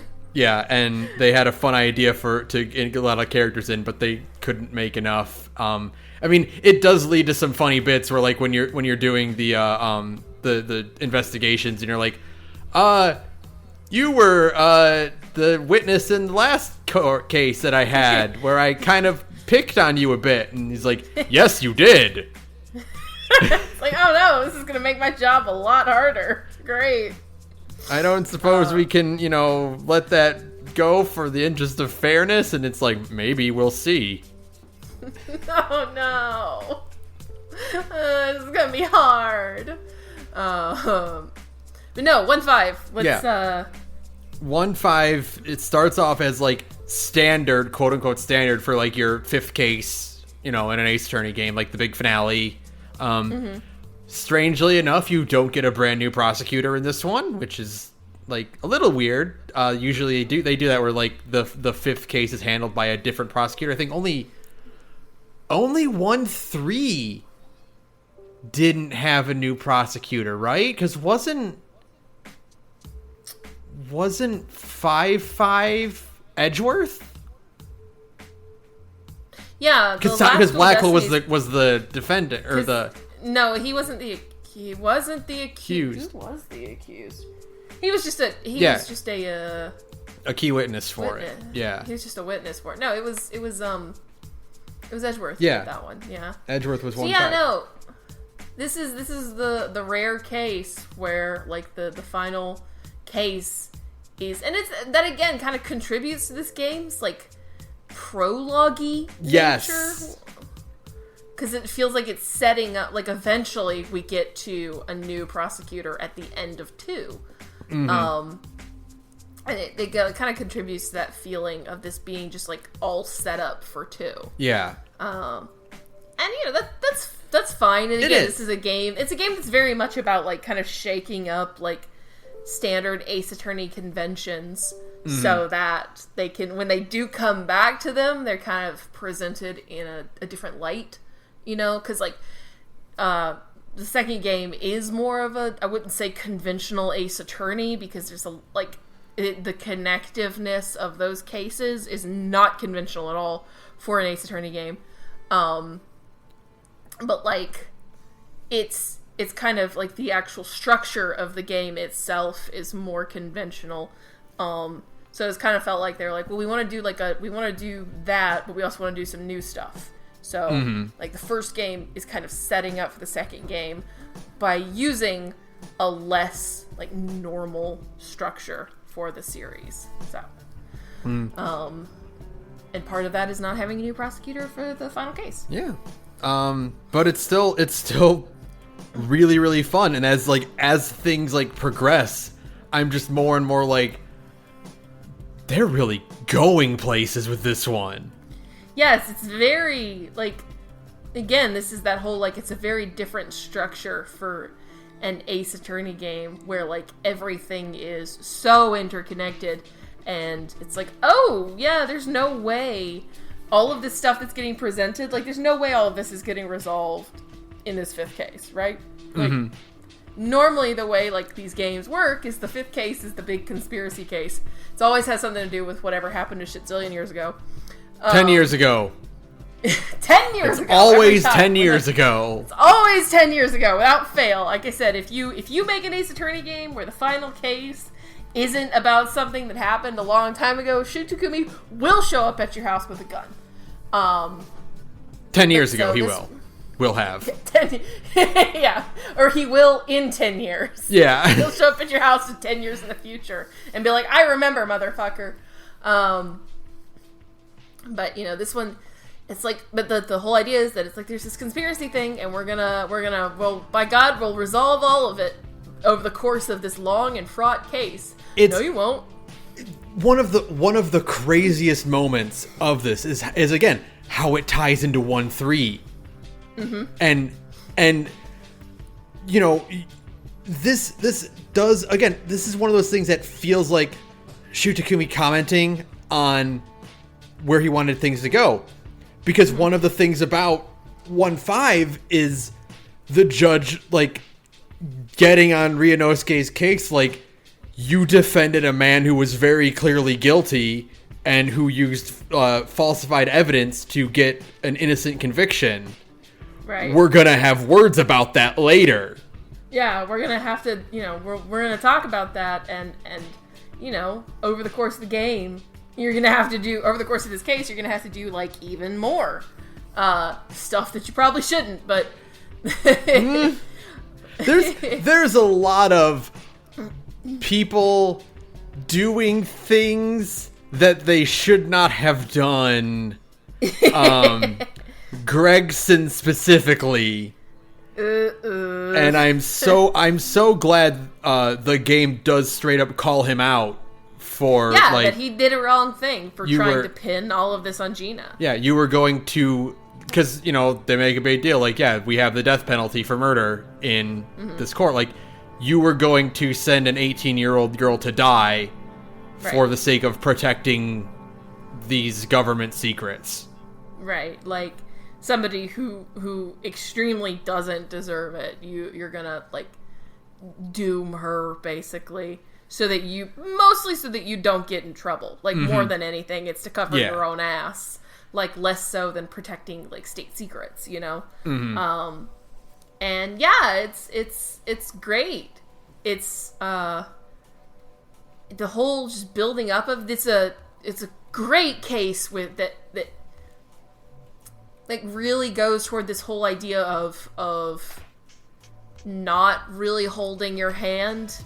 It just gives you a shit ton of evidence. You always know it's gonna be a long case when like there's just so much goddamn evidence, you know? The longest cases always just have so many fucking pieces of evidence. It's like I messaged to you where it's just like, you know, just a scene where like Iris is like, Here, Runo, I drew a picture. I made these little finger puppets of all of us. It's like finger puppets added to court record, and I go, uh-oh. Yeah. You're like, oh. This is going to be relevant too. And that happens hardcore in 2-4. Like, oh shit. Mm-hmm. In a big, dark way. Very much so. But in this, there's just so much fucking evidence. And, like, they don't really... The big twist with the hole in the door. Like, they don't even... They just say, like, hey, Susato gave you this thing. And, like, at the time... When, like, the moment happens when Sholmes kicks down the door, and it's like, I've been shot, but I'm here to bring you some shit, boy. Yeah. And it's like, why would you give me this? Why would you give me this cat door maker? And he's like, you'll find out soon enough. Now, if you excuse me, I have to pass out. And it's like, you're going to go home? No, I'm going to fall asleep right here on the courtroom floor. And then he's like, hey, Doc, because, again, like, the juror pick is obviously not random whatsoever, because the surgeon who worked on a key witness in this case should not be on the jury. No, that's not how this works. That's not how jury selection goes. Granted, if he wasn't on there, we wouldn't have got him having to headbutt the desk to mark whether guilty or innocent. It's such a good animation.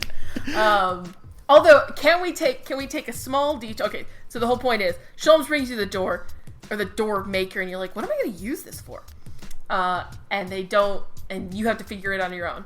That being said, we have to take a detour. This is going to be a long episode. Sorry.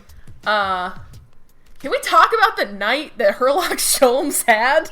It was not a great night to be Herlock Sholmes. It's really funny to me, because, like, so the man gets shot, but not really. So it's like, oh, okay, so he got, like, grazed, basically, and then, like, a thing on his hip exploded. And you're like, okay, well, he's bleeding a lot, but all they gotta do is stitch him back together, right? No! This is... Oh, shit, I just knocked my microphone over. No! It's 1900, motherfucker. We're gonna get a quack doctor who's probably gonna cut open, like, half of his body and just, like, root around in there. We've seen... the hospital he got taken to. It's not great. And I swear I thought they were going to do a joke where it turns out it's a veterinary office.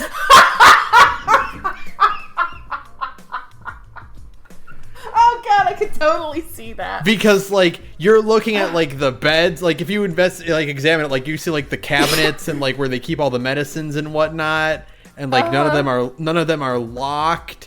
And, like, it's falling apart, and there's, like, a giant rat walking around at one point. Yeah. And I thought for sure they were going to show a twist where it's like, oh, yeah, this is a vet. Yeah. Just to make it work. St. Sinner's is a veterinarian's office. It's not an actual hospital. Oh, my God. It's just like, yeah, that's not a great night. That's a bad night. You get shot. And then, honestly, the getting shot is the least bad part, because then they got to take you to a Victorian-era hospital where a lunatic is going to cut you open and then just get in there in your guts and just be like, I know there should be a bullet in here somewhere. Where surgery is more art than science. Yeah, you're just kind of guessing, you know. They only just got around to accepting surgeons washing their hands at this point, you know. And I love the bit in like 1-1 even where Ryunosuke's like, I hate going to the dentist, and Kazuma has to be like, you know, they have invented anesthetic now, right? And he's like, what? You mean they have this gas that makes the pain go away? And you're like, oh no, that's right. Oh no. Then, yeah, this is like 1900-ish. It's whenever the World's Fair happened. So yeah. Like, 1900, 1901, something like that. So like, you know, we're in the 1900s now, so we're kind of getting toward medical science being less of a nightmare, but we're not there yet. Nope. No, so you know, I was just like the chain of events that Herlock Sholmes has to go through that night is extremely funny to me. Oh, it's horrible but hilarious. is hilarious. It's not happening to me, so it's funny instead. Also, Sherlock Holmes lived, so like it's fine. Yeah, it's fine. Side note, I can't wait until I get to the point where Sherlock sounds weird for me to say. Yeah, where I'm more naturally saying. The problem is that I also do play FGO, and Sherlock in that one is a prominent character. Yes, but let me ask you this one. Let me ask this question. Yes. Which one's better? Herlock for sure. Herlock 100%. And I actually quite like FGO Sherlock. But no, I love this big idiot so much. Or is he? Or is he? Or is he? Hate this character, actually. You were we were talking about him, and like the dawning realization that you're like, oh my god, he's just nicer Jade Curtis. It was a horrible sensation to come across. Just like having it like click in my head and just be like, oh no, okay, damn it, I did it again. Oops, all morons who aren't actually morons. But no, we got off on a tangent. It's gonna be a long fucking podcast. He has a bad night. He got a real bad night. But he brings you a thing that puts a hole in a door, and you're like, why? And then why? And then it's like one of the it's again one of those things where you're just like, when it hits you, you're like, no way. When it hit me, I had a literal like when people realize things in Ace Attorney games, it makes a little ping noise. Yeah, it makes a little the harp noise that ding. Bing. I had a literal bing go off of because I'm looking at this cat door maker, and I'm like, why would you give me this? And then I'm sitting here and I'm thinking, why would she give me this? And I'm looking at like one of the photos, like the photos of the counter, and I'm staring at it, and I'm like, surely to God not. No, yeah, because like when you think of like a peephole, you think of like a really like narrow rectangular thing that you lift up, like you lift the flap up and you look into it, right? Like, you know, yeah, something that like is only meant for like your eyes, like nothing that. But then you think about the flap and you're like, that's actually pretty big. It's pretty big. No. And then at that point you realize that's along, at another point in the case, you got two pictures of the same door a couple hours apart. Yeah, no, not even like a half hour apart. Yeah. So you open it up and you're like, it's not there. And that is like the big, like, it's the thing that cracks this thing all. We would all be dead if it weren't for Susato. Easily the best assistant in the series. We'd all be dead. She's brilliant. The irony of her being like, I'm sorry, I'm not very helpful. It's like, are you? And I'm looking over at like Maya, Pearl, and Emma, and I'm like, are you kidding me? You're not helpful. Do you even understand? Normally all I have is like a teenage girl who's just kind of like, well, I don't know what's going on. Do you know what's going on? Phoenix. Like, Susato always knows what's going on. Phoenix hired Maya because he had no other options. And Pearl is 8. Yeah, so, Susato is actually trained. Apollo works with Trucy because she's his boss's daughter. His daughter, yeah. He can't exactly tell her no, otherwise he won't have a boss or a job anymore, you know what I mean? Yeah, and also he has no other friends. It's the pickings are kind of dire for the right agency. Meanwhile, Susato actually went to school for this thing. She actually learned how to do this. She read a book. Yeah, she has a book on British law. And she could pop it open at any time. So and be like, that sounds wrong, actually. The one quick thing I want to ask about real quick is that, like, she said, like, she didn't reveal it at first because she tampered with the scene. Sure. But did she really? Would that count as that tampering counts. with the scene?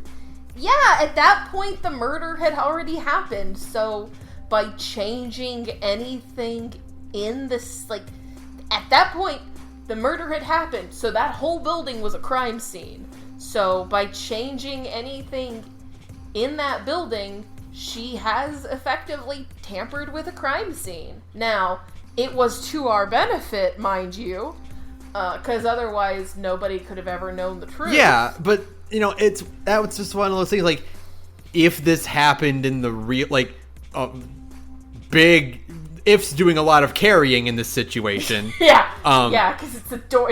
It's a magic gun that cuts a door or cuts a hole into any door and turns into a cat flap. What did they say? The Bailey, like, she uses on the Bailey door, and they're like 3 inches of oak. Yeah, it's like what the fuck kind of blades are those? And it also automatically installs the hinges. Yeah, which requires a pretty high-powered drill to do that. I don't know if you ever tried to screw in hinges on a door. It's hard to do by hand. It's a lot of work, so, you know. But it's like, if something like this happened, like, it in the circumstances where it's like we need to get in to check on the well-being of someone we believe who is behind this door, would you still get a charge of tampering with the scene because it was for the benefit of someone else who was in this emergency situation? Probably not. Like, again, if is doing a lot of lifting. I guess the equivalent would be like, a murder happens and there is a locked backroom door, that you believe someone is trapped behind. Sure. Is it tampering with the crime scene if you go to unlock that door? No. I guess it's the fact that she, like, physically altered the door, but I mean, at the same time, it's not really, because, like, if you kick down a door, that also doesn't count as, like, tampering with the scene, you know? But again, I mean, that's probably just, like, Susato's, like, sense of duty. Right, yeah. Kind of going into overdrive. Considering this is the first time where a judge actually hits someone with perjury charges. Oh, God. And you're like, oh my God, wait, what do you mean? What? No. That's not actually a real charge you can do to someone. Not an Ace Attorney. People never get threatened with perjury. Then again, they also never threaten anyone with perjury ever again. Yeah. Which is unfortunate. Although they do threaten to hold people in contempt of court, which was great as well. Multiple times they actually do threaten to hold somebody in contempt, which is good. I guess the justification is that, like, they mentioned, like, a lot of times a lot of these people will get tried in trials later on. Yeah, because they're in the course of their testimony. They're basically confessing to other crimes as well. Yeah, and it's like, well, we don't have time to get into that right now. We're in the middle of this one. But Gina is the first one where, like, her perjury charge led to actual jail time. I guess because, like, she perjured in a trial that was someone was declared not guilty. Yes, it had further reaching effects. So, but yeah, that's one of those things where you're like, it starts to dawn on you, and then all the pieces start falling together. And you're like, oh, I figured it out. And then the game goes, no, you haven't. No, you haven't. I'm realizing we're hitting I don't know if you want to cut this part. We are almost at the 2-hour mark. And okay, all right. Do we want to cut this into 2 episodes?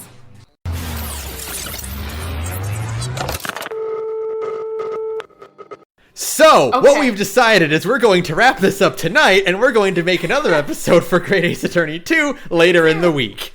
Yes, we're gonna do.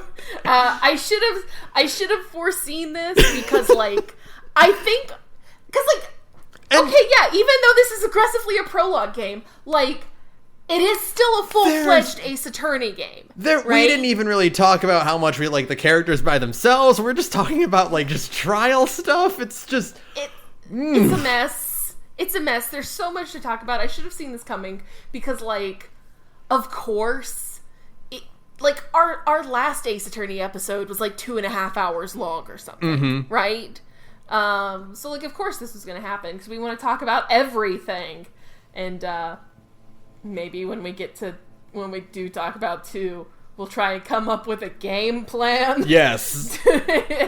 To make it a little bit more manageable. But so anyways, the point is, please look forward to a second episode. You get a second episode this month. Congratulations, everyone. You did it because we like Ace Attorney so much. So that being said, we can keep talking about 1.5 for a little bit longer because we haven't quite hit the 2-hour mark yet. But so yeah, there's the door revelation is like the first time like this game like hardcore had me going like only an Ace Attorney. Only an Ace Attorney would basically a cat door make me freak out this hard, right? Like only in a franchise like this could a twist like that happen and pull it off successfully. You know? Yeah, and just completely drive you insane, right? Like and lead and have that be like the big thing that cracks this whole thing wide open, right? Like, yeah. Because by establishing that the door actually didn't exist at the moment of the crime, but that Graydon testifies to its existence, is like, yeah, that's proof that he was fed information about the crime scene. And so that kind of starts to unravel everything. And that wouldn't have happened if there wasn't something as small as the addition of a little peeking door into the scene. Yeah. And yeah, you're right. Like only in like Ace Attorney could something like that be so relevant. And God, this whole case is just so like shocking for many ways. Real quick tangent. This is a 3DS game, wasn't it? This is the case. Could you do it? Could you make your eyes cross to actually see it? No, because my TV's too big. So you actually played it on your TV. Yeah, I couldn't blur my eyes or cross them tight enough to actually blur the images together. Right. I guess if you had played it on handheld mode, because like I couldn't do it. Obviously, I'm playing it on TV. It's on my PS4 or PS5. I guess if you did it on handheld mode, you probably could. I don't. Even then, you'd have to hold it pretty far away because the Switch screen is pretty big. It is much bigger than a 3DS screen. Yes, and the 3DS also had the benefit of being in 3D. Well, yeah, so I assume the actual like the stereoscope version where they show it to you probably looked a lot cooler on a 3D screen. The thing about that is that you could flip the little switch and then it would turn 3D and you'd be like, oh, wow, that's right. Technology is amazing. It's like magic. This is the only game I've ever played that actually uses it in a way that makes sense. No other 3DS game I've ever played is like, there's no reason for me to turn it on. Yeah. Small visual gag that I love, other than of everybody crossing their eyes, which is hilarious, but also that Van Zieks is far too refined to cross his eyes in court. He uses the handheld stereoscope. Yep. I want to believe that he just can't do it. It's okay, Van Zieks. I probably can't either. It's cool. I love that on the jury there just happens to be a stereoscope fanatic on there, which is a hilarious joke in of itself. Where it's just like, the thing that ends up being a gimmick is like part of this whole thing. The better joke is that one of Ashley Graydon's coworkers is on the bench. Yeah. Who also happens to be a huge fan of his work as a stenographer. He's a communications expert. Yeah. And she works in the same place as him, and she was also a previous juror. Yeah, she was. How did you get here twice?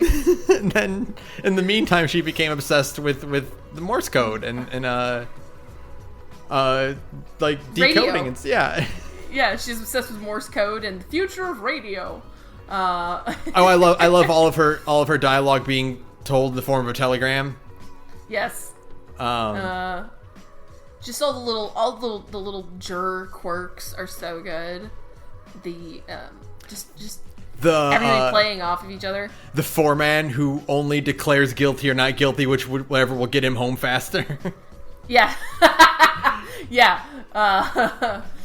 We didn't even talk when we were talking about because I thought we would be doing one episode, but we're doing two now, so I guess we can go slightly more in depth. The joke being, I guess not the joke, the thing being like, don't throw shit at your husband, lady. Yeah. That'll get you sent to jail. Okay, Miss Garrett. What's the pun with the Garradub's name? Oh, they're Sherlock Holmes characters. Oh, okay. Yeah. That's different. I spent I was like, Garrett, like, Garrett. Barricade, because he's like a is it a military term, like a garrison? I thought it was like scrambled, like maybe. Yeah, like I was like trying to read it backwards. Yeah, me too. And it's like, okay. What? I don't, and I look like I was finding like I had to like break the seal, because like if you search a character's name, it's gonna be like, oh, they're dead. Oh, God. What? Yeah. So I wouldn't even search for like Herlock when I was playing this game, because it'd be like, he's actually the victim of the 5th case of the 2nd game. And it's like, no. But it's like, so I'm like, eventually I had to break it. I'm like, John Garradeb. Oh, it's a Sherlock character. Okay, that's a Sherlock character. That makes sense. One of there's way more Sherlock characters in these two games than I was anticipating. The really shocking thing is it's not just like, haha, our game has Sherlock Holmes as the detective type character in this one. Right. It's, oh, here's a character named Tobias Gregson. Here's Gina Lestrade. The first victim is John Wilson. Yeah. It's like, it's like, oh, okay. So it's just that there's just a shit ton of Sherlock characters all over the place. A lot of these witnesses and minor characters are Sherlock characters. Let me see. Like, even they make mention of A Scandal in Bohemia in both games. They make a reference to it. They make obviously, like, a big twist is the whole Hound of the Baskervilles thing. Which I wasn't expecting to be like such a big thing either, and it's huge. Yeah, it's like there's just a ton of, like, I was not expecting there to be that many Sherlock references. Beppo is a Sherlock character. Is he really now? Yeah. Okay. Like, a lot of, like, just regular old witnesses or, like, minor characters. If they don't have a pun name, it's probably because they're a Sherlock character. That tracks, because there are a handful of characters who I'm like constantly reading their names. Like, what are you? Who are you? What is this? What's the joke here? And there is no joke. It's just that they're a Sherlock character. Okay, wow. The point is, Mrs. Garradeb, don't throw shit at your husband. That's how accidents happen. There's one of the things where it's like, she ends up getting arrested, and at first I was like, wait a minute, why? It was an accident. And it's like, well, she still, like, assaulted someone, and as a result of her, like, negligent action, someone got hurt. I'm like, oh, right. That does still. I mean, you don't go to jail forever. That's still a crime. But you do still go to jail. Yes, if you get into a fight with someone and someone else gets hurt, yes, that is a crime. Okay, that's right. Yeah, Ben, that actually is. It's not like she, like, dropped the knife accidentally. Yeah, it's not that she, like, it isn't that she dropped a knife accidentally and it just, like, landed on somebody's foot. Like, that's just an accident. Yeah. Nobody goes to jail for that. Is that she threw the knife at her husband. Yes. And it hit somebody else. That is correct. assault. Right. Okay, yeah, that makes sense then. Yeah. Yeah. Don't throw shit at your husband, lady, okay? He seems like I mean, he's a landlord, but you know, he still seems like a nice man, mostly. I mean, as nice as bit characters in Ace Attorney games can be. His rent is pretty reasonable for the accommodations, which is that's fair. Neither of them are good, but but the rent is extremely cheap. So you know, like, hey, these days you're still paying like, you know, $1,500 to live in a windowless room in London. You know what I mean? Mm-hmm. Back then it was probably like $1. So, or £1. No, £1. See, that's the other thing. Because it is set in like 1901.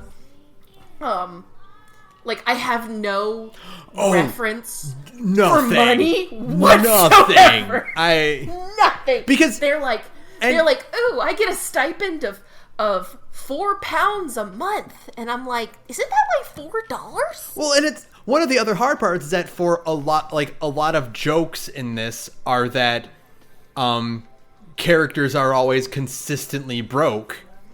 Yes. And like Pat and Rolly, like Rolly mentions that like he dives for halfpence in the gutter, and that's the joke, and like his stipend is like really, really low.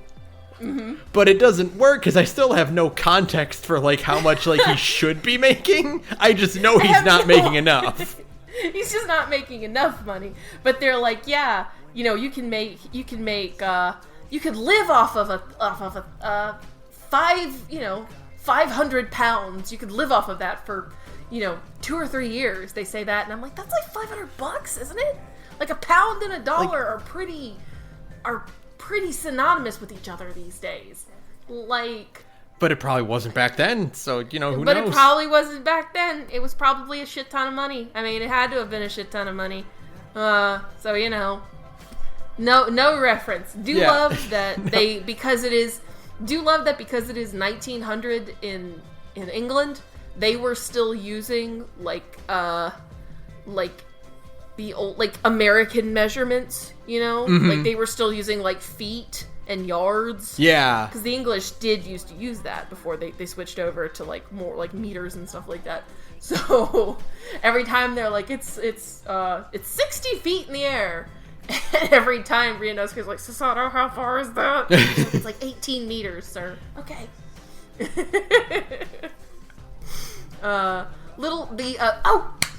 See, this is why I'm glad we split this episode into two. We split this into 2 episodes.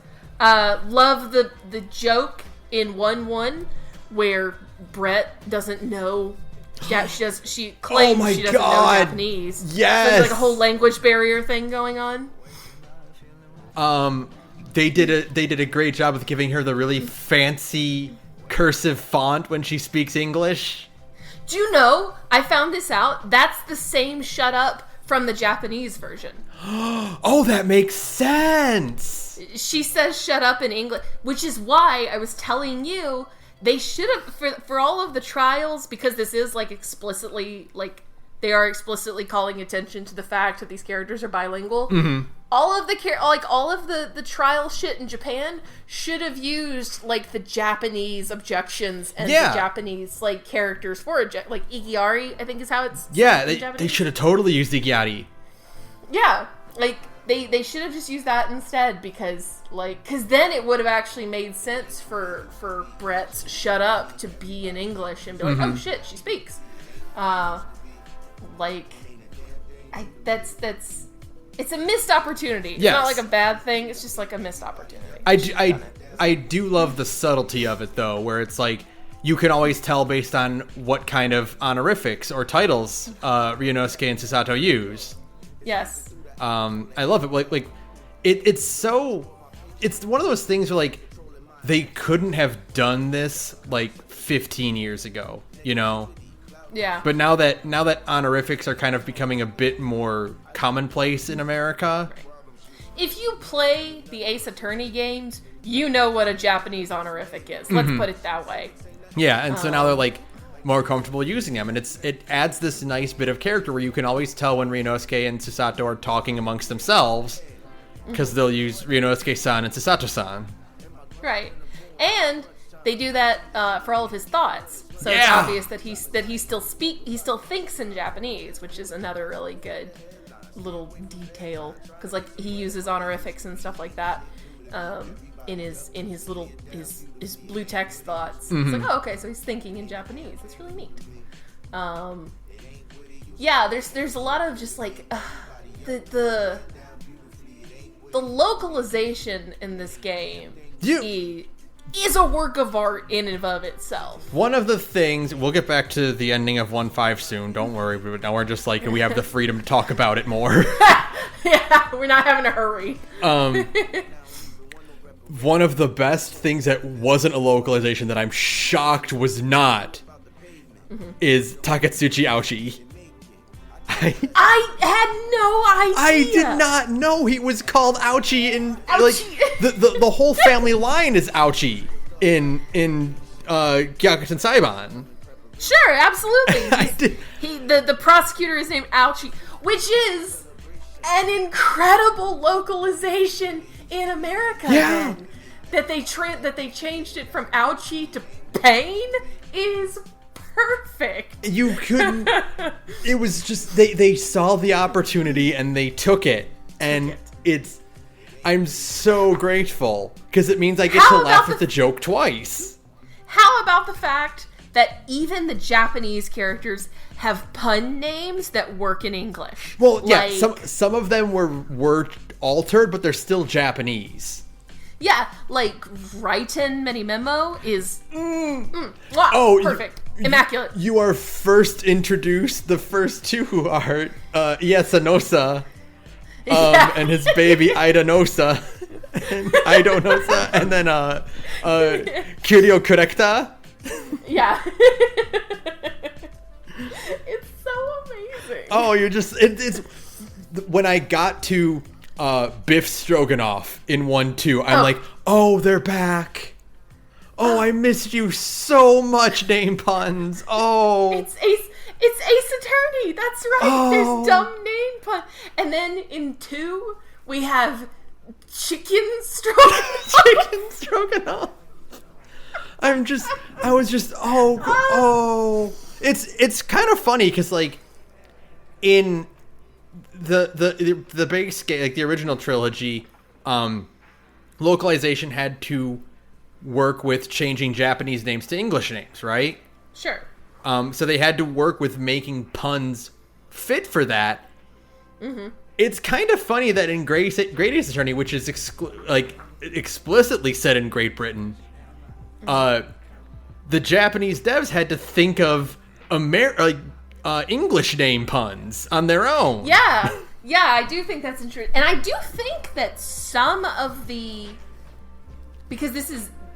But then again, this is based off of the fan translation, right? Well, not based off of. What I'm saying is that, like, some of the names in the fan translation are different from the ones that get used in the official translation. Yeah. Like an important one is Strongheart. His name is something Vortex because it's called to. It's like he has a first name and his last name is Vortex. Yeah. Because of his hair, right? And because of like the kind of the storm imagery, but instead we get male Strongheart. Yeah, his name is Heart Vortex in Japan. Yeah, so so there are still some localizations going on with these names because they are English pun names by Japanese developers that probably sound odd to English ears because Heart Vortex is not like a name that like any English gentleman would have in 1901. Yeah, Ashley Graydon is Eggert Benedict as his pseudonym. But he just says Egg Benedict in Japanese. So the Okay. pun is still there, but by making it Eggert, it sounds more like a real name. A name. Yeah, exactly. So like there are still some differences, but yeah, I do still think it's very interesting that like the Japanese devs had to come up with like their own English puns instead for once. How the turntables. Like in Japanese, Patricia Beat is Rolla O'Malley. So the patrol pun is still there, but they just tweak it so it rolls off the tongue a little bit better. Okay, I see. Okay. Yeah, I think that's very interesting. Yeah. I just think like the localization in this game is just phenomenal. It's so good. The amount of that research that had to be done for this, because like obviously, I mean I guess not obviously because I don't know Japanese, but you have to speculate that like the people speaking English, like the English characters speaking in the Japanese version of the game were written with like the Japanese equivalent of kind of each different accent, you know? Kind of like the way that like Kansai accents have been kind of synonymous with like country accents because it's the same kind of thing. So you have to kind of assume that's what's going on here. So that means that there was a lot of research that had to probably be done to make these characters like realistically sound like they were from Great Britain in the 1900s. Like you had to look up things like Cockney rhyming slang and the phonetic spelling of like Scottish and Irish accents and stuff like that. Like when Magnus old-fashioned talks. slang. Yeah, like when Magnus talks, and I didn't pick up on the fact that I had no idea he was supposed to be Irish at first. I was like, what on earth accent are they going for? And I remember because I've never seen an Irish accent be spelled phonetically before. And I remember saying to you, like, did you not understand the Willy Wonka leprechaun aesthetic he had going? Shut up! Don't call me out like this. I think it's because he says use. He says use, and because use, as in like the pluralized you, because I just instantly associate that with use guys, like New Jersey or Brooklyn. I was just like, what is he, like an American, like living in England? Like what's going on here? Where do you think they got it from Brooklyn? I guess that's, you know what? That actually is true, because there was a shit ton of Irish immigrants in... Yeah, huh. Yeah. Now, listen, Ben, I'm not a clever woman. One of the things that, like, this is a weird thing to say. One of the reasons I was able to pick up on a lot of these accents really quickly is because I read The Boys. The comic? Yes. Wee Huey is Scottish, and Billy Butcher is British, and they are and because it's written by Warren Ellis. Yeah, that makes sense. So guess what? They are not afraid to use certain slang and Cockney rhyming slang in that comic and leave you to figure it out. Okay, that makes sense. But yeah, like so is the one okay. So we're gonna take another detour real fast. Sorry. We'll get back to 1-5 in just a second. Is the one juror supposed to be Southern then? Because she says, I do declare. Like, well, you know, the one with the bonnet? That's not an English thing. Yes, it is. Because the Southern accent is just an evolution of the British accent. I guess. No, like straight up. Really? If you trace the affections on words from like the Southern drawl, if you speed it up and tweak it, it sounds British. Huh. So that means my accent is fancier than I realized. Yeah. There was, I don't know if it was like a video or like an article I read, but like I remember reading that a little while ago, where it was like, yeah, if you think about like the affectations you put on like vowels or like certain sounds in in a southern, like a standard southern accent, if you say them quicker, with a more like pronounced tone, it's British. Huh. So I guess I do declare. It's just that I hear it, I see it, and I just default to like Scarlett O'Hara. Yeah, you know well, what I mean? You know, I do declare versus I do declare. All right, that's true. When you put it like that. Yeah. But yeah, no, okay, that tracks. I mean, or they could just be a Southern lady living in England in 1901. It's fine. Good, yeah. But we've gone on a long and spiraling road, way, way far away from the point. And we should probably rein this in. Yes, and a get back little to bit. to the end of 1-1. Maybe. So there are so many like moving parts in 1-5. Yes. And it really 1-5 and then to a much greater extent 2-5 and really encapsulates one of the things I love about Ace Attorney, which is how this completely seemingly unrelated incident can lead to uncovering a truth that greatly affects the main characters in ways you didn't expect. Absolutely. This was just the murder of some guy who runs a pawn shop. Yeah.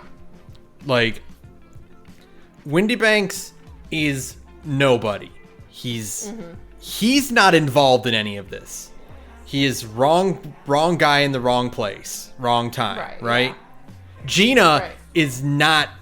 She has a connection, but she's not part of it. She got roped into it, right? Yeah, she did an extremely impulsive thing for the sake of a friend, which is sweet. Yeah. But she just she did it basically on the wrong possible night. Mm-hmm. Like if she had waited a day, nothing would have come of it. And like as you dig into this thing and you find out that yes, she was involved with McGilded and that conspiracy and that whole situation, but she was pressured into it, and she in 1-3 she was just in the wrong place at the wrong time. Yeah, absolutely. She just got grabbed. You know, she was just trying to do her thing, and really and the funny thing is that like her being involved with McGilded is not what takes her back to the pawn shop. It's what gets her there in the first place. Because she goes to reclaim McGilded's coat. But like it's not what takes her back. Like she goes back for like her own personal reasons. Yeah. And gets roped into this big case. And then that case, by getting involved in it, it starts to, kind of unravel. Which, by the way, major shout out to Windybanks. Oh, he's a good guy! Being the most reasonable human being in the world. In that whole situation. Whole situation. Who sees this 18-year-old punk-ass delinquent storm into his place after closing time in the middle of the night, waving a gun around, demanding to see this thing that this other guy dropped off, and he takes one look at her and he goes, fine, because she says, I don't want to take it, I just want to see that you have it. And he goes, okay, fine, now please put the gun down. Yeah. And then when his place gets robbed for real, he tells her, stay here where it's safe.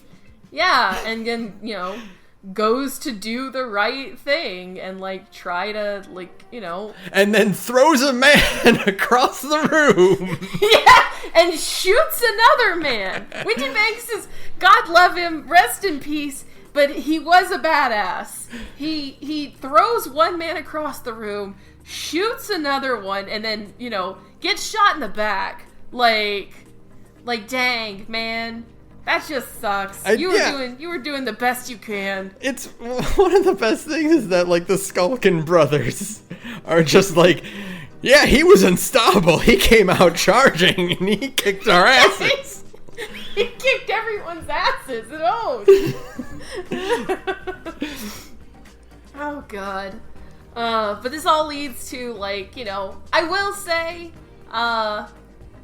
tragic lack of really good breakdowns in 1. And even in 2, there aren't, like, that many good There's one really great breakdown. The problem with this, and it's one of, with the structure of the cases in 1.5, or like in 1 at least, there's not a lot of room for good breakdowns because Giselle Brett is up to some shit, so she doesn't have a good breakdown. Nicolina it was an accident, right? So like she doesn't. Breakdowns are resolved for people who did an intentionally bad thing. Yeah, so like she doesn't deserve like a dramatic breakdown where we get to enjoy the catharsis of her plans falling apart. Right. McGilda got off scot-free in 1-3, so he doesn't get a breakdown because he dies. I guess his breakdown is that he burns to death inside of a carriage. You know, Joan also doesn't deserve a breakdown because, I mean, yes, she was throwing knives at her husband, but it was an accident. Please don't throw knives at your husband. If you're anybody out there listening, don't throw knives at your husband. But, like, Graydon's breakdown is not... for a guy as flamboyant and essentially a JoJo character... Literally doing JoJo poses in a costume that is stolen straight out of like Araki's design. He's Dio Brando dressed as Baron Zeppeli. Yeah, he's got the hat. He's got the checker pattern that is such like a JoJo adjacent thing. Which also side note, when I first saw Soseki Natsume, I'm like, is that George Joestar? Yeah, it's a lot. Yeah. But like you would expect a guy who's like literally doing like shoulder shuffles and like twirling. Yeah. You were expecting him to just, like, fall apart. I was really hoping for, like, a much more, like the veneer of his fanciness to fall apart more. You know, because you get the thing where, like, he puts the coat on and, like, the shoulder, like, the sleeve tears because it's too big for him, or too small for him, right? Right. I was expecting, like, oh, the callback will be, like, when he starts falling apart, like, his coat will tear at the seams, or, like, his necktie will come undone, or, you know, like, you'll see that, you know, because it's, like, you know, the reveal is, like, oh, he was a, you know, delinquent street urchin who climbed his way back to the top, you know, by backstabbing and manipulating and whatnot. Mm-hmm. And his comeuppance is he is dragged down back into the gutters. Sure, yeah. But it doesn't happen. I like the cane snapping and the trying to strangle Gregson with the cane. Like, that was good. It was just like, it just needed like a little bit more. You know? It was just missing something. His breakdown was what you would expect, like, the second or third case breakdown to look like. Yeah, exactly. Sure. Yeah, your final breakdown is supposed to be a bit more. You need over the top. You need, you know, Von Karma, like, wailing and pounding at the floor, like banging his head on the wall. You need Matt Ungard scratching his face open. Right, yeah. It's just not quite as like insane and over the top as we were hoping. You need a literal exorcism being performed. That is truly one of the greatest breakdowns in the series. I think it's up there. I think it might be my personal favorite, except for the 1 and 2. Yeah. It's for me. It's 2 5s. Sure. And then still, Roger Radins from Spirit of Justice. His was amazing. Yeah, that was a good one. And then Dahlia in 3. Dahlia's is just so good. Mm-hmm. I have a strong a soft spot for Gantz as well. Mostly because Gant is so, like, unflappable that his breakdown just feels so satisfying. Yeah. He's been ice cold literally until the last possible moment. He's been just, like, frosty. And to get him to break down and, like, to literally explode, essentially, is big satisfying. Yeah. But no one's favorite is going to be Ashley Graydon. No, nobody's favorite is going to be Ashley Graydon's breakdown. He doesn't even have, like, and, like, you know, I get that pretty much everybody gets, like, a sob story when they finally collapse and they're just when like... they finally break. Yeah, it's a breakdown. It's a breakdown, yeah. But Graydon's, like, sob story is, like, so unsatisfying. No, it's pathetic. It's pathetic. It's just like, okay, I get it. You were poor, and you wanted to do some shady things, so you never be poor again. That's fine. But, like, man, it was still just pathetic. It's just... You could have melted down a little bit harder first, my man. It reminded me of, I think it was in Dual Destinies, the second case where it's that rich guy who's always on his phone, like he has the phones on his shoulders. Oh yeah. And part of his breakdown is getting calls and finding out like a lot of his deals fell through. Yeah. And he's just like leaning back and forth and like depressed and like taking calls and getting rejected. Right. The fun is watching this well-off, rich, like flamboyant rich man, like losing that wealth visually, you know? Mm-hmm. So yeah, I wanted like his suit to fall off or something. Yeah, I wanted all of his clothes to explode or something. Like, you know, it's fun, but it's fine. It's fine because there's a lot of other stuff going on in 1.5 that makes up for it. There's a lot of other, like, you know, you get your big satisfying mystery solving moments. You get some great stuff with Gregson though. And again, this shift of like things you don't normally see, where it's like you see a guy, you know, this kind of shade of gray with Gregson, where it's like he's trying to do what's best for his country and he's being pressured into doing immoral things for, like, you know, queen and country, for the sake of the crown. Right. And he's still a good guy. Yeah, you know, yeah.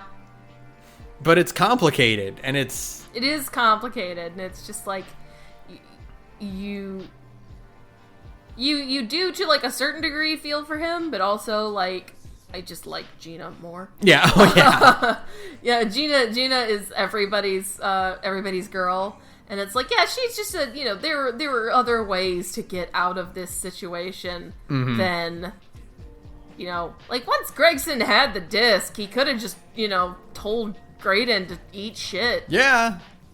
Like, at that point, he had the disc in hand. He had put it on one of the Skulkin brothers. At that point, you just go like, yes, sir, your honor. And then you take the disc, and you go, haha, sucker. That was a fun revelation I had. Ooh, where yeah, they're I know. like, they're like, you know, when you realize like why he was shaking that one Skulkin brother so hard all of a sudden. It's it's one of those like, the prompt comes up. It's like, what do you want to do? It's like, search Gregson, search someone else, and I'm like, wait a minute. It's the best. So good. The thing, I don't know if this is just, I can't really like remember specifically if this is an Ace Attorney thing or just like more pushed in Great Ace Attorney, but this is the first time I realized that like the answer to like when it's like, what should I do next? Which one will be more dramatic? Pick that one. Pick that one. Yeah, always pick that one. I can't think of a single situation in which the answer is to like reserve yourself and hold back a bit. Yeah, anytime the game is like, should I wait and see? No, never wait and see. No, be bold and dramatic and point at something. You gotta point at a man and tell him he's wrong. Yeah. That is, I think, ultimately, truly, the appeal of Ace Attorney is that you always get to tell somebody they're wrong, and it always and you have like a list of evidence. Be like, you're wrong, and here's 99 reasons why. Playing Ace Attorney is the best because it is being right on the internet and watching the other guy get really, really mad about it. Yeah, it owns. It's satisfying. Oh god. Okay. But so you do this. We gotta... you blow the goddamn doors off of the British court system. Sure. And then it's like, oh, Chisato's got to go back to Japan to take care of her sick dad. We'll never see her again. No, of course not. Never. She's going there. Forever. It's implied that Ryunosuke is going to be suspended from practicing law because of 1-3. Which means he basically just gets to kind of hang out in Sholmes' attic. Which honestly sounds pretty cool to me. Yeah. He's still getting a stipend from the Japanese government. You literally just get to fuck around in London and hang out in Sholmes' attic. Yeah. You know, go solve mysteries with Sholmes without having to actually do any work. That sounds like fun to me. Yeah, I would be down for that. But, and then it's, then you get, boy, I sure hope we get to make a sequel. Yeah, they were really, really gambling on the fact that they were going to get a sequel. Like, a lot. They really hoped they were going to get one. You get a list of 4 names, and a lot of those names sound pretty familiar. Yeah, you get you get Iris sounding out Asogi, and you're like, hang on a second. Wait a minute. Hold on, governor. And then they're like, well, we'll see you in the sequel. And when the game came out, I'm sure that felt like, I hope that sequel's happening. Yeah, I really, really hope you actually mean that. Because it would suck if you just stop now. This is the danger of doing, like, interconnected cases. When you're making an Ace Attorney game, you have to assume that every Ace Attorney game might be your last one. Yeah, that was a very dangerous move on their part, you know? To hope. Yes, you can kind of, like, put characters in different spots by the end of the game, but it's gotta be a conclusion. Yeah, you have to, because otherwise, I mean, like, these are still, as much as we love them, these are niche titles. They walk a tightrope. Yeah. We still haven't gotten Ace Attorney Investigations 2. And we're probably never gonna get it because it was a DS title. Never gonna get it. And that's never... It has a fan patch, and because DS games are extremely easy to emulate at this point, like, they have the DS emulation problem solved, like, 100%. So, like, just play it that way. Yeah. Just emulate Ace Attorney Investigations 2. It has great fan translation. I think it's by the same people who did the original Great Ace Attorney fan translation. So,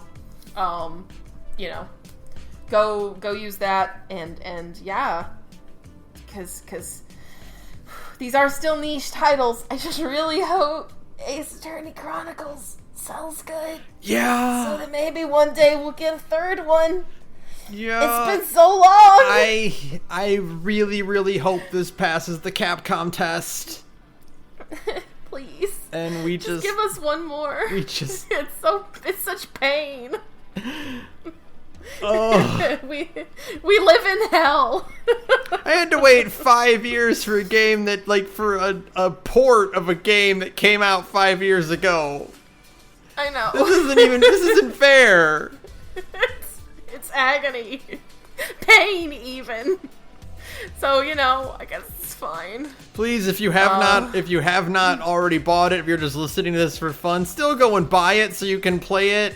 And yeah, because, like, listen, the episode on 2 is coming out on Monday. You have time to buy these games and play them by the time the next episode comes out. 2 is the greatest Ace Attorney game ever made. It earns the title Great Ace Attorney, because guess what? It's a great Ace Attorney game.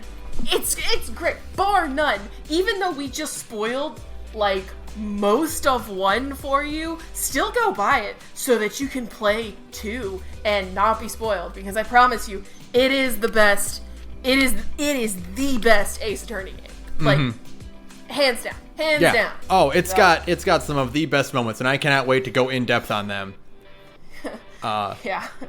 Since we realized we did not have to speed run it.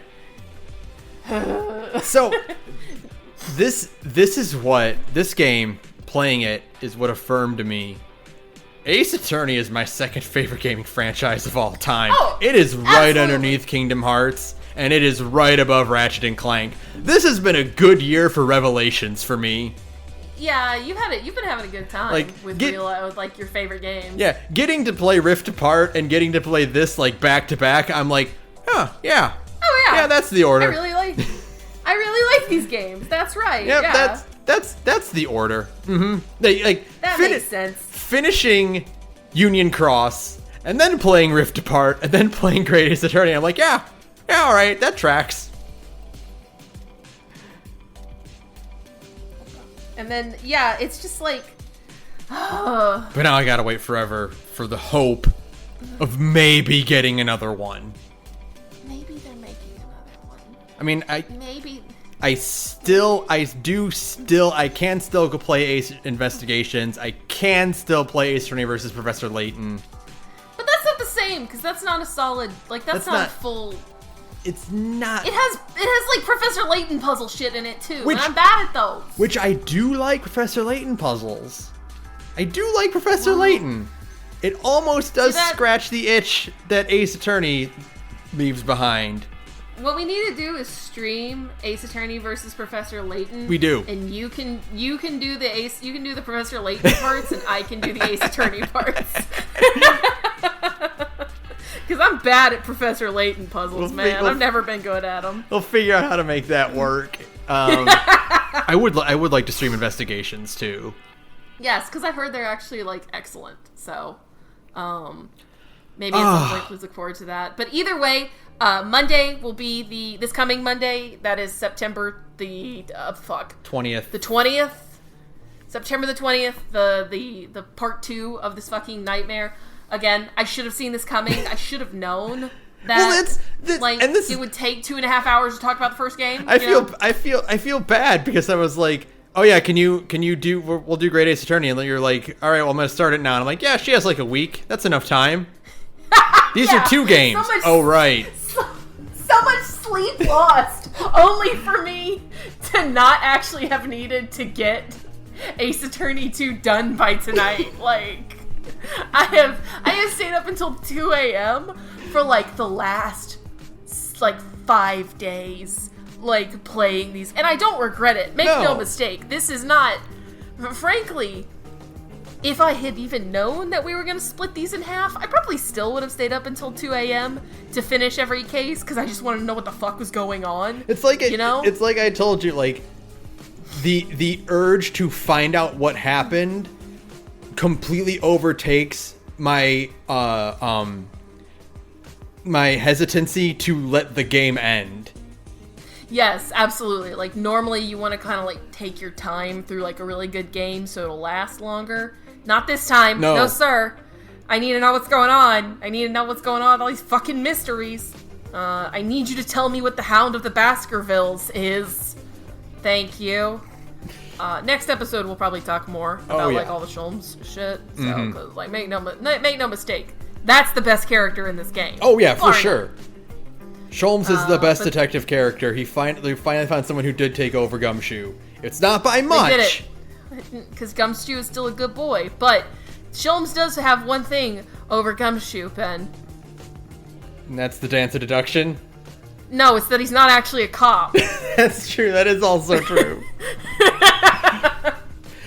But is Gumshoe really a cop? Because he doesn't get paid at all.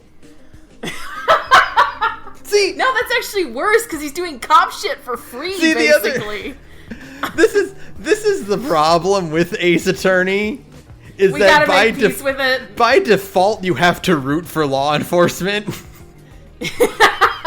Well, technically, no. I would kill for. But this has gone for so long, but whatever. I would kill for another game where the prosecutor is just a piece of shit. Mm-hmm. You know, like, Like, they always make the prosecutor out to be a good guy in the end, and that's why they always establish, like, the new prosecutor for the last case, so he can be, like, a huge asshole, usually. Mm-hmm. But it's like, man... We need another proper Von Karma. Like, Garen was great. Like... Yeah, she was amazing! Wasn't she wonderful? She was a proper villain! Just a monster, right? We need just wore it proudly. We need someone like her. We need another Manfred von Karma. Please. Please, God. Because it's just like, because at this point, it would be a twist, right? For your prosecutor to stay an asshole for the whole game. Mm-hmm. Like, because like the usual Ace Attorney fare is that the prosecutor gets kind of, like, you see their side of the story and you realize they're not such a bad guy. And, like, that's been standard for, like, every single game. At this point, it would be a huge twist if the prosecutor was just a piece of shit. Yeah. Right? Which, I mean, Van Zieks does kind of count to that. He gets a little bit better by the end, but he's still a huge racist. He's still a huge racist, but, like, he still get, like, his dramatic backstory. They cure his racism by the end of the games, though. They puss out. No real spoilers, but, like, by the end of it, Van Zieks is not going to be invited to dinner regularly. That's true. Nobody's gonna hang out with Van Zieks the way they hang out with Edgeworth every week. Yeah. You know what I mean? Like, you know the bit in Dual Destinies where Edgeworth is like talking like how no one could fit in a suitcase or something, and Edgeworth is like, "We saw your daughter do that at the magic show we went to the other day." It's like, oh yeah, that's right. True. That's true. Like, they're not gonna recreate that scene in a hypothetical Great Ace Attorney 3 with like Van Zieks being like, "Remember when we went to the fair, Herlock?" No. No, that's not happening. I'm sorry. Even though he's magically cured of his racism,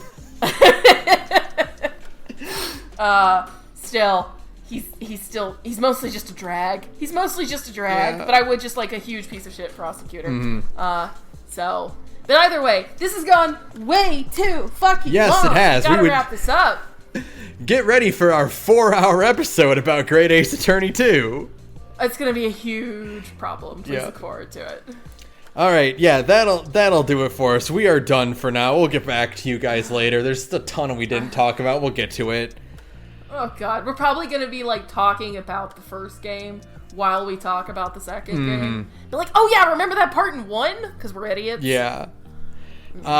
Okay, so, thank you to Broke Free for your background music. You can follow me on Twitter at thegorgepodcast. Email Sara at radioinactivity.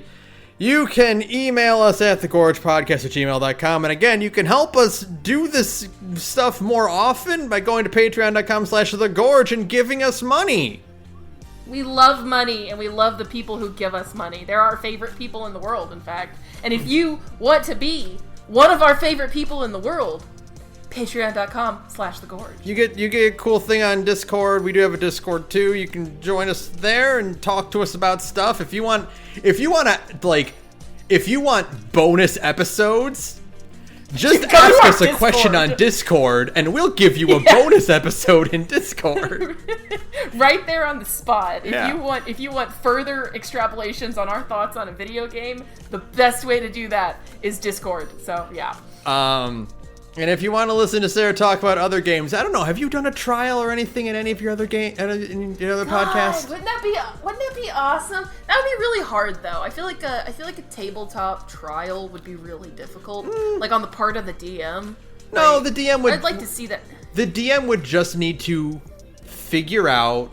It would just be like a murder mystery thing. You know, they do those like the murder mystery dinner things. Yeah, those are still really hard. Yeah, I'm not saying it's gonna be easy, but like you can set up like here's the killer, here's some clues, and then you guys figure it out. You can do that. So yeah, so you haven't done anything like that. What's your other podcast where you don't do that? We haven't done that in my other podcast, because I'm in another podcast called Big Gay Nerds, where me and a bunch of cool queer friends get together when we play tabletop games. We're always cycling through different systems, It's a lot of fun. We currently are playing Beam Saber, a hack for Blades of the Dark, where instead of being thieves, you play as mech pilots, trying to navigate their way through kind of a complicated political war. I love it. It's easily one of my favorite games. I really like the Blades in the Dark system because it's like the ideal combination of role play and of number crunchiness, but also like role play has like a big influence on like the numbers themselves. So I really, really like that system. So I really enjoy playing Beam Saber. So if you want to hear that or any of our other games, because we have a ton now, you can go to Big A Nerds on SoundCloud, and you can find the links to the rest of our social media from there. Thanks. All right, folks, that'll do it for us this time. We have a handful to pick from this time. God. What is the most frustrating of the things in Ace Attorney 1? You can't say the bad guy at 2, because that's cheating. You know what? I will say this. Fuck the judge in Ace Attorney in 1-1 for being a simp. He is a simp. She shit talked your language, Your Honor. Show some respect. Show some we expect it from Ouchie, but come on, Your Honor. Mr. Judge, sir, have some dignity. Please, for God's sake, come on. God. Good night, everyone. Good night, everyone.